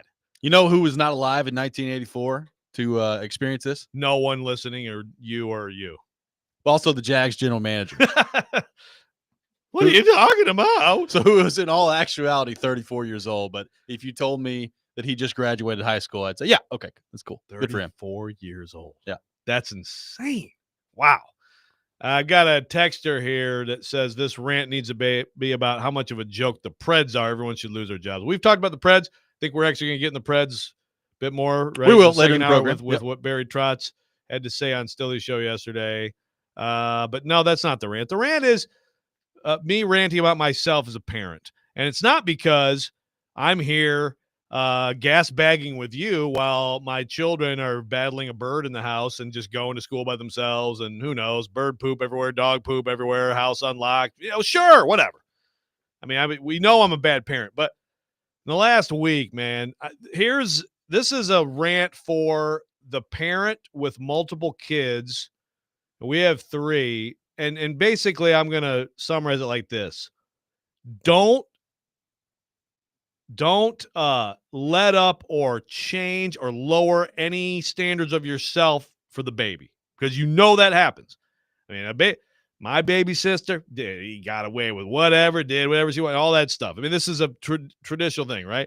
But I think about how hyper, and you have one kid, and so, I mean, you could probably relate. Like everything, every sniffle, everything that happens, you're hyper focused. Oh my God, is he or she okay? All this stuff, right? And it gets a little bit less of the next one, and then you have the baby. My daughter is supposed to have cheerleading tryouts next week, and she will not be because she has a fractured elbow, possibly a UCL tear, but at least a UCL strain, which was from working on a back handspring. And she told me about it last week, and I was like, yeah, put a little ice on it. Yeah, you'll be all right. Doctor, we don't need to go. Doctor, we don't need to go to the doctor. Okay. And so then she's working on it Monday and is like, oh my God, I need to go to the doctor. So we go to urgent care. Yesterday we get confirmation that it's a fracture. I feel terrible for the kid. It's devastating. I mean, you know, you got tryouts here in a few days, and she has this injury. And again, we're going to find out on the UCL later, but it's devastating. Now, could we avoided that? Probably not, but maybe. The last week of doing stuff, what if I would have said, yes, we're going right to the doctor? Right. We might have avoided this. And I promise you that if this was the oldest kid, we would have gone right to the freaking doctor. So I blame myself, and I'm just saying, if you have multiple kids, and again, if you have more than 2, I think it just gets more and more. Yeah. Like my mom, you know, my Aunt Mary is the youngest of 4, and I swear, like, she just got a motorcycle and like got her own apartment when she was 15 or so. I'm not really, but you know what I mean? Like, it's like the more you have, the baby gets more and more like, hey, the baby will be fine. Well, you get outnumbered. The oldest kid. Well, that's true, but it's just like, you know, there's 2. You're overzealous as a parent. I think a lot of times you may think maybe you don't think you are, or maybe you'll look back and be like, gosh, we like overreacted to this. But let's. We are. Yeah. Yeah. And I think most people even know at the moment. But it is crazy how it just gets, oh, yeah, they're going to be fine. More and more, yeah, I'll be fine. I will say, like, in the first, I don't know, 9 months of Allison's life, we went to the doctor a lot. It's like, right. Yeah, I think she might have a serious problem. Let's go to the doctor. And it's leveled off some since then. It's like, yeah, she's a little bit more resilient than you think. Yeah. But yeah, and that's the thing. Like, getting sick, Yeah. build that immune system, all that stuff. But yeah, every little fall, oh my God. And then I swear, like, by the time we get to Caroline, it's like, oh, it fell down the stairs. Hey, here, have some ice just cream. get up and quit whining. Yeah, you'll be all right. Yeah. So, yeah, I suck. That's the rant. 615-737-1025 is our phone number. More of your thoughts to get into on the Titans, some reaction to the Travis Hunter part of this we'll get into kind of next, looking back a little bit deeper into some interesting comments from Callahan and Borgonzi yesterday as well. All that coming up. Robby and Rexrode, 102.5, 106.3 The Game.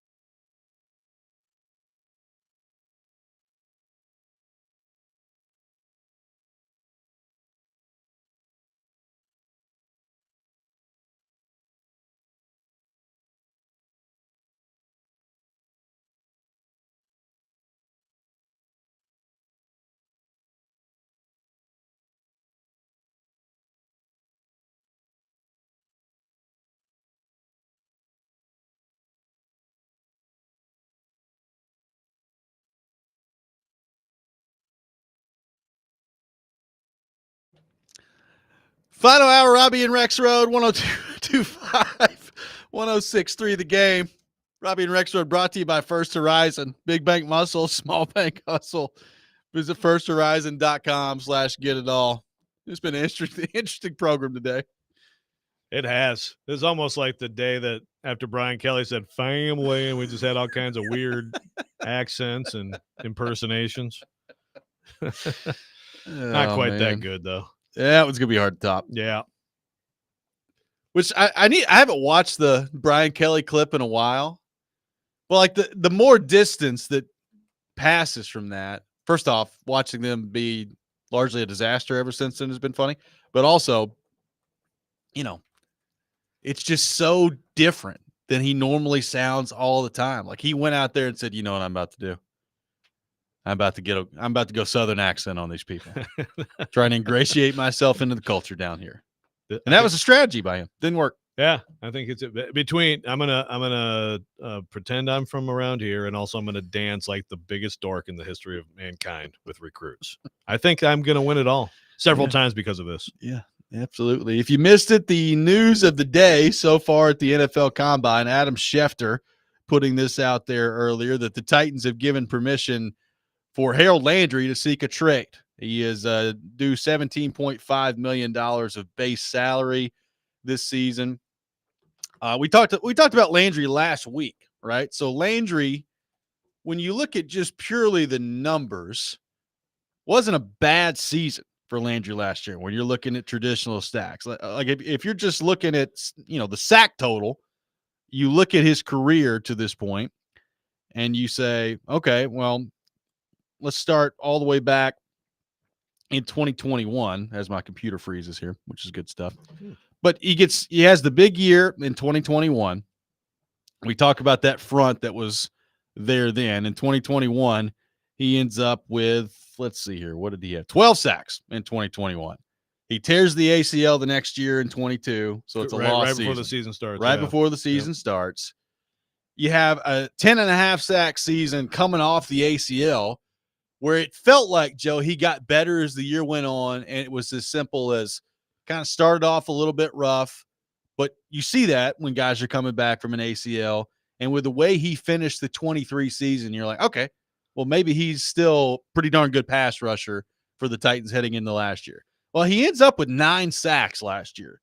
So in terms of like some massive drop-off, he had 1.5 sack less than he had the year before and 3 less than he had in his breakout year in 2021. So is it a massive drop-off in terms of just the sack number? No. I would argue just watching him play, I felt like he was nowhere near as impactful as we've grown accustomed to him being around here. And clearly, I think the Titans agree with that assessment. Yeah, some people overuse sack as a stat, usually just to help with their narratives. But he's a good example of how just the sack total can be deceiving. It can be deceiving. It can be lower than, it doesn't speak to the quality of a player because it's lower than you might want. But the player is a frequent effector of quarterbacks, has a high pressure rate. And then there's look, he had 30 pressures last year. According to my good friends at PFF, which is 63rd among edges. That's, 9 and not. You said 9 or 9.5. 9 sacks. So 9 sacks, good. 30 pressures, not good. And so I think that kind of right. So you want to affect quarterbacks consistently, and I think he's lost a step. He's not as explosive. So is that terribly surprising at his age with an ACL in his history? No, I mean 28. When does he turn 29? I'm actually if you told me today when I woke up, how old is Harold Landry? I probably would have said 30. He'll be 29 on June 5th. Yeah. But, look, he's logged a lot of miles in this league, and it's to his credit that he has. He's been able to play all downs, and he's been durable, and he's played full seasons, but I think it's pretty clear from last year. Yes, okay, there's a little bit of a leveling off, a little bit of a regression here. So knowing him, I think he's going to be in great shape coming in, and he's going to max out whatever he can be. And if I'm the Tennessee Titans, would prefer to have him on my team than to not have him. But I also understand financially, he is not the level of player to get paid what he's about to get paid. And so here we go. I don't think there's going to be anybody out there, unless maybe someone out there. You said it earlier. Contender, another edge, can really has cap space, has the financial flexibility to do without having to do too much crap to make it work, and are like, okay, we'll throw you how about a sixth? Well, hey, you were asking for a first-round pick back in the old Detroit Lions days. Well, that's the thing. When you're at the trading deadline and you're in the season, and then you lose your edge, now you're desperate. Now it's like, okay, we have to do something. That's why you trade him then, because now the Lions or whoever, the Lions are like, okay, well, we're going to go sign somebody. We're going to go draft somebody, and we're fine. We have a whole offseason to fix our roster. At that point, you're desperate. That's when you do it. And I'm not saying he would have fetched. It was a fantasy scenario I put up there, but I'm just saying it's certainly way more leverage and way more return, bang for your buck, if you find a contender who just lost a player in a position and you have at least a decent replacement available for them. Better idea. No, play the whole thing, man. And we're not. We got to give this guy like his full runway. We do. We do. Do we have that ready, or do we need to wait? Oh, we got the whole thing ready? He already cut it up, though. Oh, man. Well, first off, I mean, I do think we need to save that drop because that's good stuff. But here was Mike Borgonzi yesterday at the NFL Combine. Our hope is to compete every year for a division, Paul. But it's a process. So, hopefully we're in contention this year. You always want to manage expectations, though. So, as we go through this process, we acquire players. I think we'll have a better idea as we head into the season. Hell yes.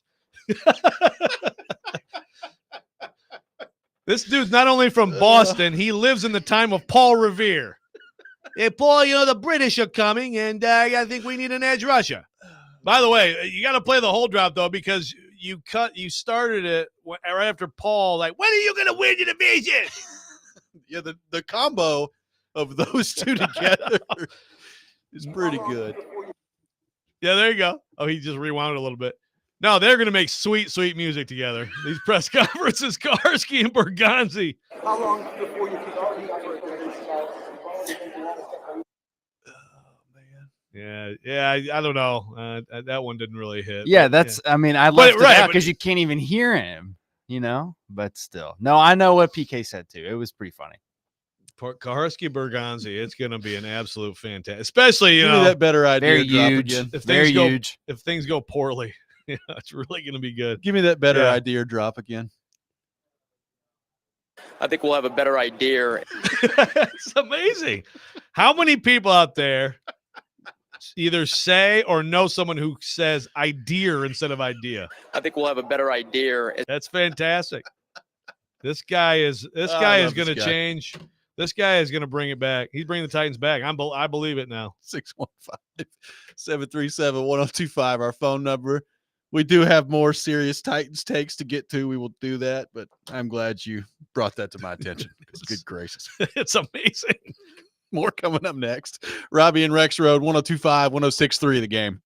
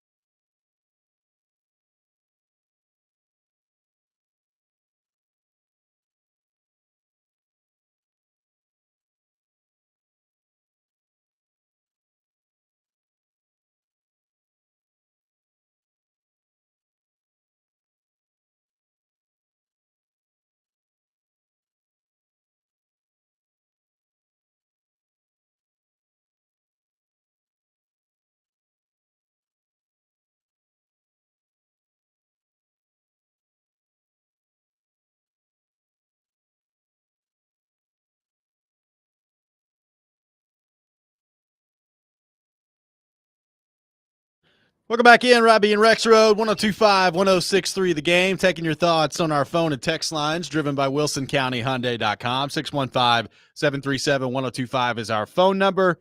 615-737-1025. The NFL Combine going on. It is edge rushers that are speaking at the NFL Combine today. Abdul Carter making it clear, Joe, that he has met with the Titans. He liked the meeting. He's aware the Titans hold the number 1 overall pick, and he would like to be drafted number 1 overall. Okay. All right, then. So good to know from Abdul Carter up there. James Pierce Jr., I believe, is doing media right now, which is I'd like to see that certainly his session. favorite thing to do. So we'll see what that looks like. Okay. For those who are maybe unfamiliar with the former Tennessee Vol and the media setting, not very common practice with him. Not a fan.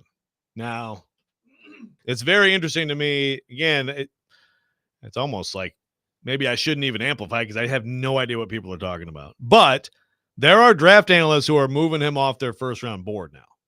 And so, I'm trying to, I don't remember which one. One of them, Matt Miller, Daniel Jeremiah, one of them threw out the character concern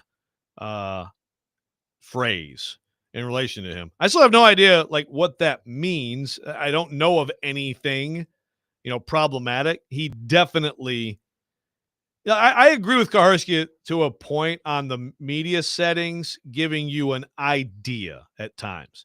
Like that, at the combine, you talk to guys, and there are times when you're like, that guy's going to blow a team away. He's awesome. Like he's got a great personality. And just, like just a great interview. Like, if you're a great interview with media, it stands to reason that when you go talk to football people, you're also going to be good. I do worry about James Pierce because he just doesn't say anything. That's mostly, and he just seemed to be very uncomfortable and not happy to be doing it. Now, sometimes that's just people. That's where you can have a difference. Sometimes people just don't like talking to media, right? Yeah.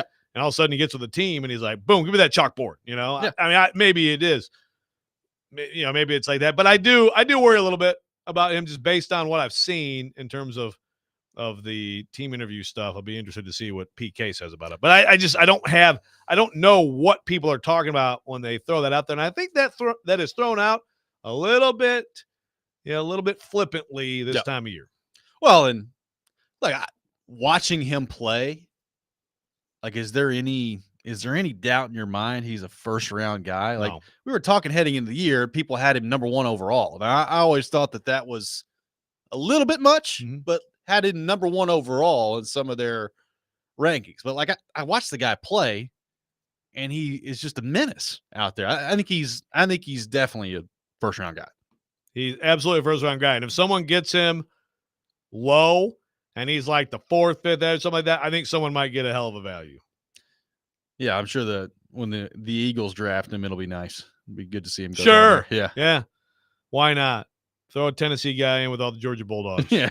Georgia and Alabama and Tennessee. Just representing. Kind of works out well if you go that way. Yep. I mean, it is interesting, like some of the commentary this week at the Combine, and we've talked about this heading into the Combine. I do feel like in a draft that a lot of people consider to be maybe a little bit weaker than a typical draft, edge rusher, I think, a position of strength in this draft. Like there are some options somewhat deep into the draft that you can get as an edge rusher. And I'm interested to see how the Titans do that. Like everybody's going to focus in on Abdul Carter, and the Titans, if they want to, can stick and pick Abdul Carter. Like they've got the opportunity to do that. But if they don't, if they go quarterback with their first pick, if they get through the film and through the combine and through the interviews and all that, and they say, I mean, look, we can't pass up Travis Hunter.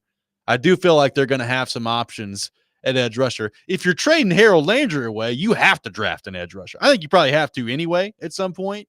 But if you're trading Landry away and or cutting him or whatever you're doing at the end of this, like edge rusher, which is already a huge need, because it's a discussion point both in free agency and the draft that you have to add as much as possible to that room. Yeah, because some of the the UDFAs in recent years and low picks, they just haven't right now. There's just no real indication that they can play. So you gotta really address that. I mean, really either way to me. Let's see if you agree with what Lester says here. Lester on the text line, driven by WilsonCountyHunter.com. Well, this new GM thing isn't starting out well, IMO. Why wouldn't the GM keep things on the down low, quietly seek a trade that will benefit the team? Now it sounds like they'll settle for less because Landry must be a problem. We can probably read between the lines, and it's $17 million salary. They did it with Autry last year, letting him get away. Okay, first of all, I mean, this is I disagree. I mean, there's nothing wrong with handling it this way, and people aren't looking at this like he's a problem. Everybody knows it's the number. Yeah, it's the player, the age, the injury history, the number. So this is people aren't going to look at this and say, "Ooh, what's wrong with Harold Landry? He's a great pro." Everybody knows that. And as far as keeping on a down low, I mean, they're letting him seek a trade. So it's like Rams and Stafford. This happens sometimes. Okay, see what you can get out there, and then come back to us. By the way, they don't have to trade him. Right. When you don't have anything, come back to us, and we'll talk about cutting your salary / or you're released. Yeah. That's all it is. Now, when you say we did it with Autry last year, I don't remember the Titans posturing on his salary at all. Autry wanted to leave. Yeah. I mean, I think Autry is an example of a player who, when Vrabel was fired, was like, okay, bye. You guys are starting to suck, and I'll go to this team that's better. Exactly. And that's all it was. Yeah, like I think we talked about this Monday. Like the Titans clearly, I think, wanted to keep Autry last year, and then quickly found out they weren't going to be able to do it. Weren't going to be able to keep Al Shire either, and they pivoted to Calvin Ridley. That's where they used some of that money. Right. So I don't think it was lack of effort from the Titans trying to keep Autry, like leaking out stuff like that. No. Like he just wanted to leave. He wanted to leave. He left. And again, I mean, I think he's a big Vrabel guy. Big Vrabel guy. Yeah. Maybe Vrabel will get him up there too. You can get Vrabel and get him and Simmons, Landry, and just Bud Dupree, Tier Tart. So. Probably not Tier Tart. Overall, did you have any sweeping takeaways one way or the other from the Titans, from Callahan and or Borgonzi yesterday? General managers get up there and talk at this thing, and you always have to determine, like, what is just total bullcrap that they're up there spewing right now? What actually means anything at all at this point? Or, as Floyd Reese used to talk about, like, how much can these guys say without actually saying anything at all? It is a skill. Yeah.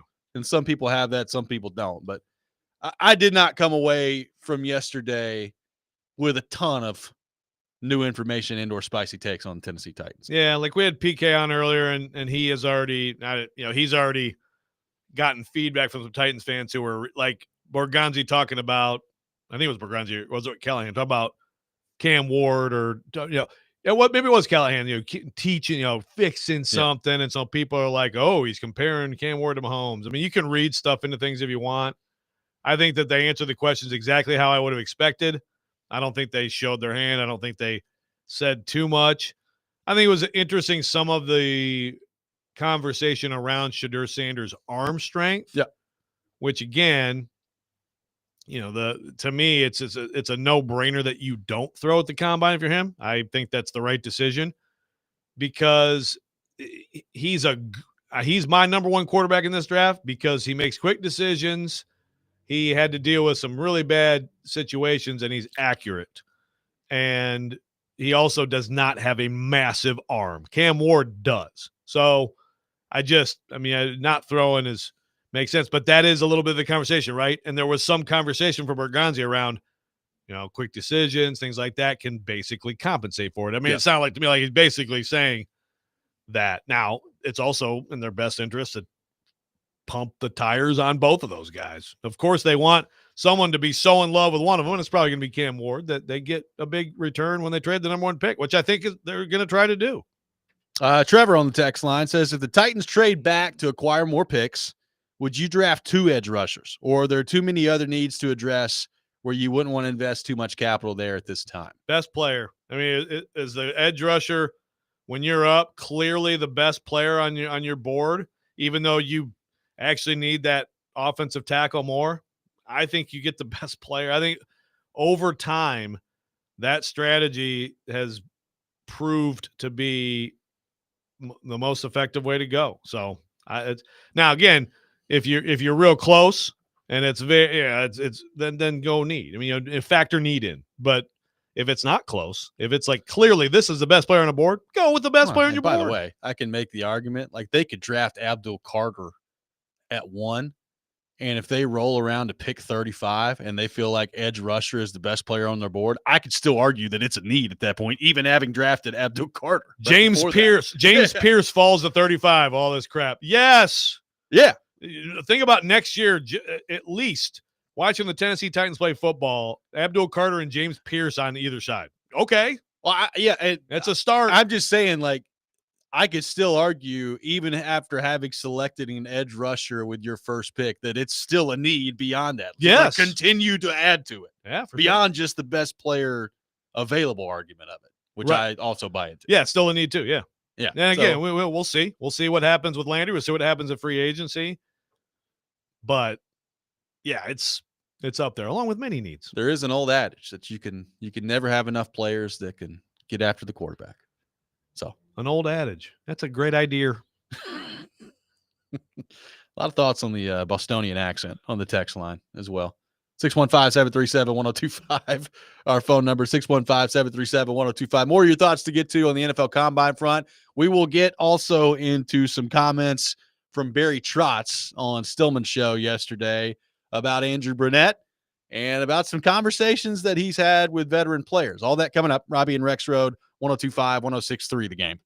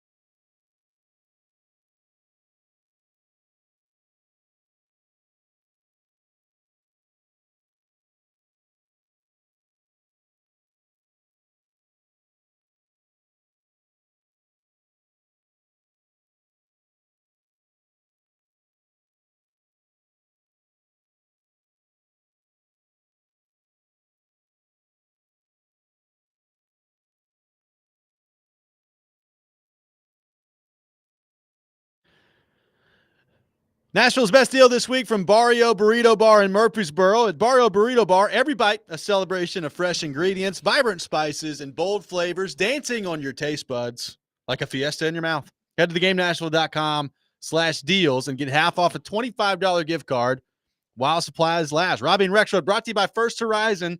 Big bank muscle, small bank hustle. Visit firsthorizon.com/get-it-all. It is NFL Combine Week. Rexrode has been validated or felt validated all show long that Brian Callahan shares his opinion on Travis Hunter, that he is a cornerback first. So I think Rexrode is now reveling in the fact that he is a football genius. It's been an illuminating program for you today. Well, I have more confidence in Brian Callahan today. He got the answer right. Congrats, Coach Callahan. He's a cornerback. He's the best cornerback, period. One thing that Borgonzi did say yesterday, which, again, I would not throw in the surprise category, but he did say, if they go out and sign a quarterback in free agency, that does not necessarily preclude them from drafting a quarterback with the first overall pick. Now, I did not expect him to say, hey, guys, if we go out here and sign Russell Wilson, you can kiss drafting a quarterback at number 1 overall goodbye.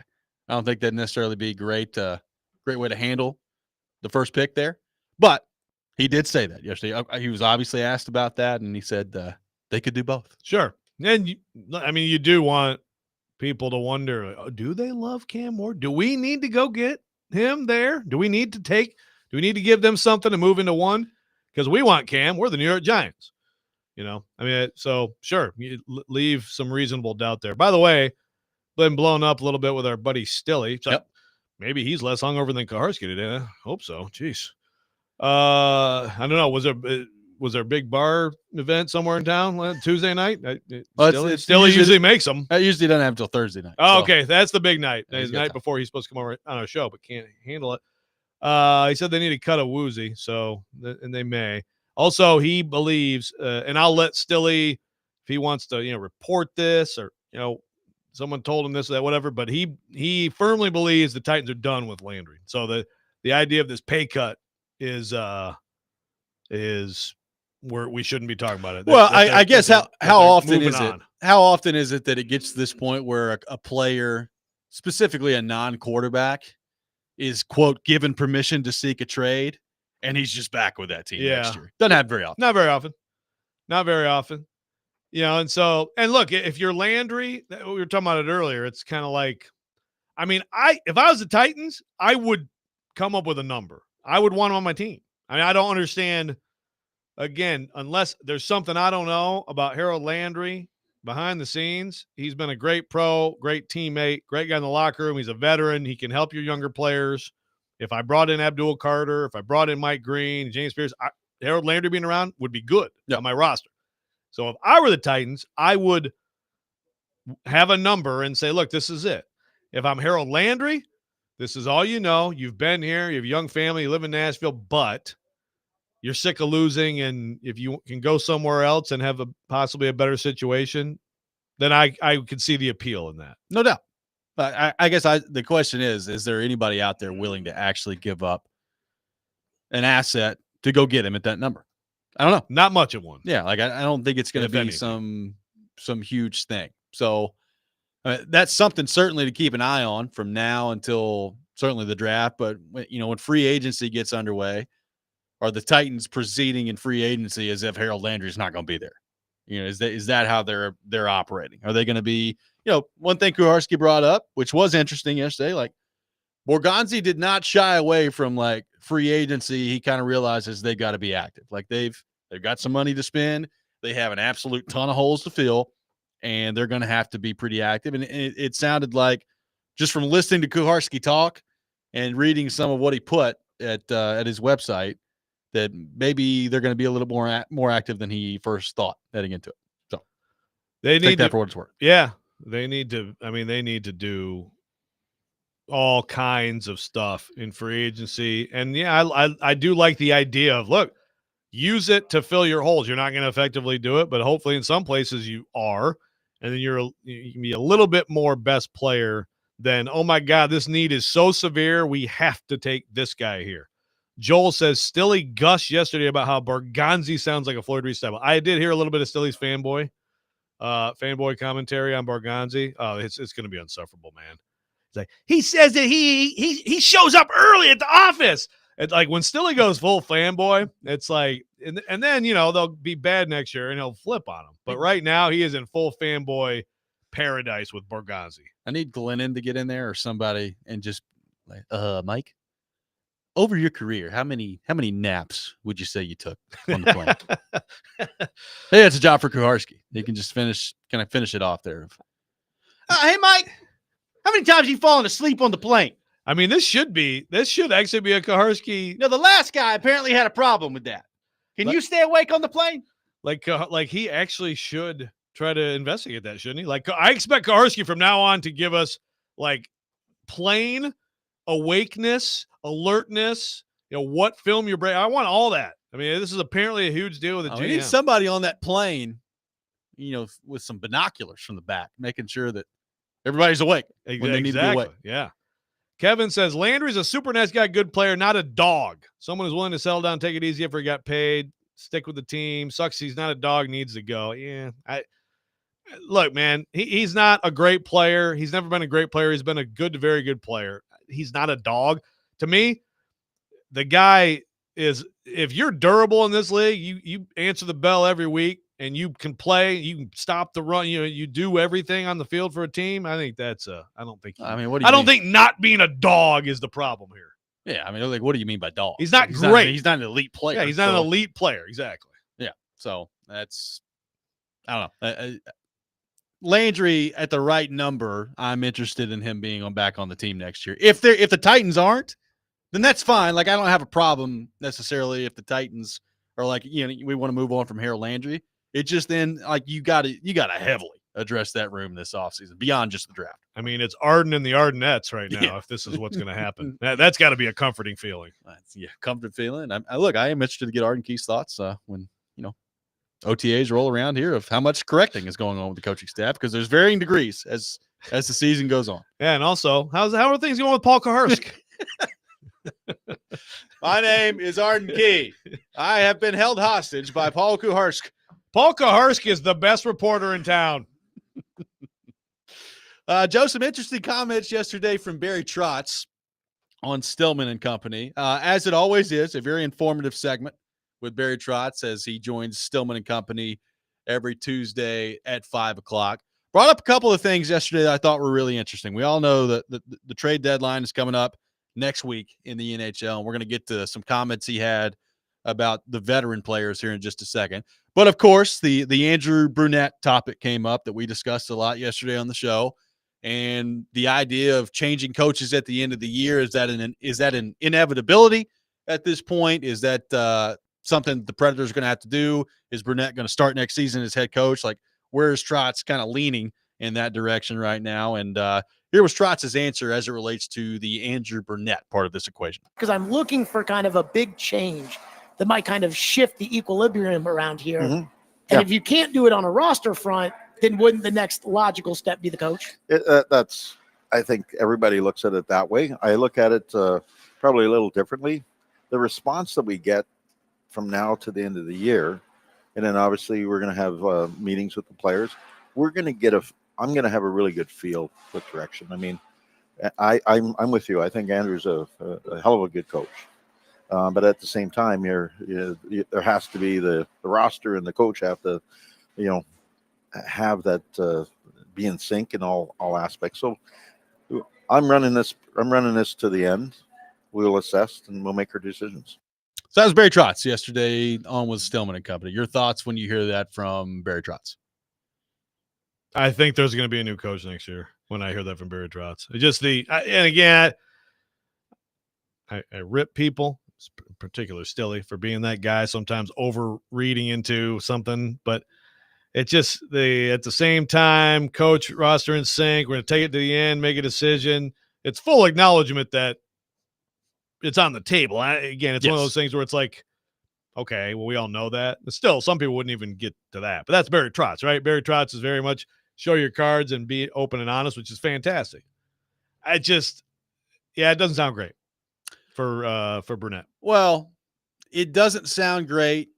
And then also, kind of what we started the show off with, right? Like if you're letting the rest of the season influence kind of how you view Brunette, and I think we're beyond the wins losses of it, because at this point, quite frankly, there's not going to be a whole lot of winning that they do down the stretch. And with the injuries continuing to pile up on defense, they already got a bad defense anyway. And now Yosi got knocked out last night. So we'll see. I don't know how long he's going to be out. I mean, look, he may be ready to go and practice today and play against Winnipeg. I have no idea. But if he's out for any length of time, you're taking an already bad defense and making it worse. So the wins are not going to be coming down the stretch here just based on where their roster is. And he talked last night, Brunette did, about how like he felt like it was really difficult for his group to get like emotionally invested in that game. And then somebody takes a run at your captain and then you're in, right? Like they responded and they tried in the third period, but dang, Florida's just better than they are. What's that going to be like down the stretch? Like, is that going to get better? Like, as the veterans are playing this out here, the ones that are still here after the deadline, is the emotional investment going to be there in game 68, game 71, when you're just trying to get through this and get to the end of it? Like, it's difficult to manufacture that. And I think the coach needs that right now. Yeah. And then look, the reality of this is, I mean, it's overplayed and overstated, this players playing for a coach, right? I agree. It's just, what's the situation? I mean, there's a lot of things that you're playing for, and certainly you want to have a good relationship with your coach, and these guys all know that, like, this is probably an important time for him, but you can't manufacture desperation. These guys are going to play hard. They're going to play professional hockey, but there's still a different level of desperation that you have when you're in a race, when you're trying to get a playoff spot or whatever, and you just can't manufacture that. Well, and look, Barry Trot said, I agree with you. I think he's open and honest to a point. I don't think he's ever going to lay all of his cards out on the table. I think a lot, he also talked a lot in that interview yesterday about, he's not going to comment on it publicly, but he does have some thoughts right now in terms of what they need next year and how to fix it. Like, I think a large portion of your decision on Andrew Brunette, whether he's coming back or not, is probably already made if you're Barry Trotz. I mean, we're 60 games in almost. How much are the last 20 going to change your viewpoint on this? Probably not a ton. Yeah. So I think if the decision itself is not totally made, Barry Trotz, as we sit here today, I would be stunned if he didn't have a pretty good idea in which way he's leaning on the Brunette front, even if he's not going to say it publicly. I agree. And, like, if you shut Yosi down, I would definitely consider doing that. So then, I mean, how at some point, how bad are you to even, if you're so bad as a team out on the ice, like what can you do with that? Well, again, he pressed him on that yesterday about like the draft part of it. And Barry Trotz to me cannot get on the radio and be like, yeah, I'm leaning into losing. Let's do some losing around here. Sure. And look, maybe he really doesn't love the idea of that. But he also said in one of his answers yesterday, I mean, yeah, this is how you get one of those players, is being bad. And to me, that's what the rest of this season is about. When, like, if I'm a Predators fan and I'm looking long-term at this thing and I saw that clock hit 0 last night and the Predators were 4-1 on the other side of it, I'm thinking, all right, chalk one more up. It's one step closer to a potential draft pick. He also had some interesting comments about some conversations that he's had with veteran players on the roster about their future here that I want to get to coming up next as well. We'll do that. This is Robby and Rexrode, 102.5, 106.3 The Game.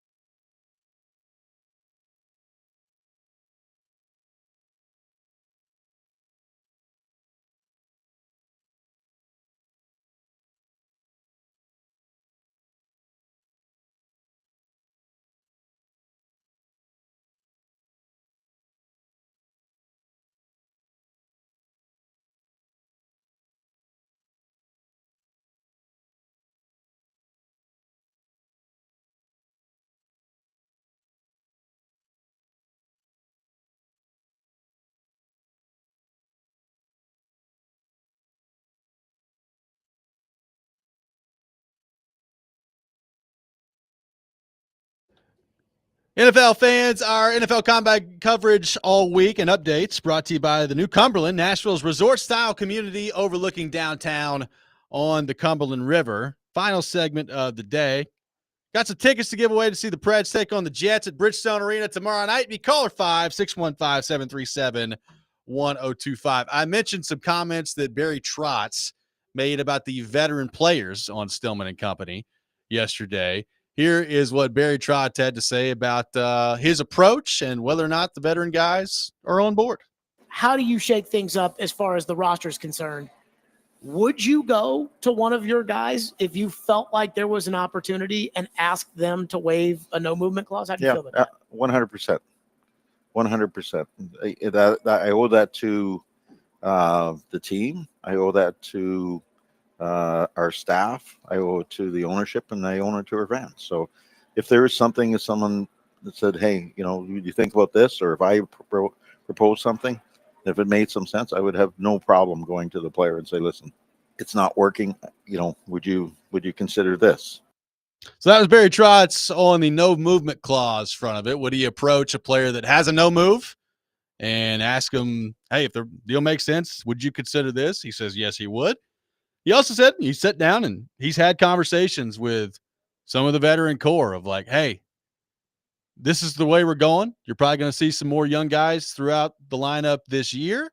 Could see some heading into next year. We'll see what the offseason looks like here. But do you want to be here? Like, do you want to be a part of it? And if you don't, let me know. Tell me now. And we'll have no problem moving you. That's what he said. So, I mean, I like it. I like the honesty. And, I think that makes sense. And he also said, Stillman followed that up with like, okay, so what was the response? And did any of them be like, were any of them like, nope, don't love it? And he's like, no, it was actually the opposite. Like they want to be here. They said that they were borderline like embarrassed about the production that they've had or lack thereof this year and want to be here to fix it. So we'll see what that ultimately ends up meaning at the end of it. I just found it interesting that apparently Trotz has met with like all these veteran guys and is like set them down. I'm like, all right, here's what's happening. I'm putting the cards on the table and you tell me. Hey man, and within that, you do wonder again, not, hey, do you like Andrew Brunette? I don't think that, but there's conversations about, do you fit into what we're trying to do? Correct. Or how do you feel about, and things like that. And that's where, to your point earlier, the information, it's like the haze in the barn kind of, right? Yeah. Especially with, the way the rest of the slog, if, whatever, if they do or don't shut Yosi down, all that stuff. Speaking of Stilly, one of his dog butt fleas has landed on the text line here, talking about Landry doesn't love ball. He only loves money. I got a text coming back. It says, problem is you're too dumb, Y-O-U-R, to realize anything, blah, blah, blah. Remember you said John Hines was the next Bill Belichick. You're, Y-O-U-R, a moron, M-O-R-A-N. I'm taking a picture of this as part of my literacy drive. And I'm going to put this on my Twitter profile. Kids, you need to stay in school and try to learn how to read. Yeah, I said I said John Hines is the next Bill Belichick. That's totally what I said. I hope there's audio of that. I'd love to hear it. You were there that day. I don't remember specifically what he's talking basically, about. I think I made the comparison like Belichick's record without Brady or something. Okay. Yes, so that means he's the next Belichick. Great idea. That does it for us today. Keep all the birds out of your house. We'll be back tomorrow morning at 6 a.m. Jason Big Joe up next. This is 102.5, 106.3 The Game.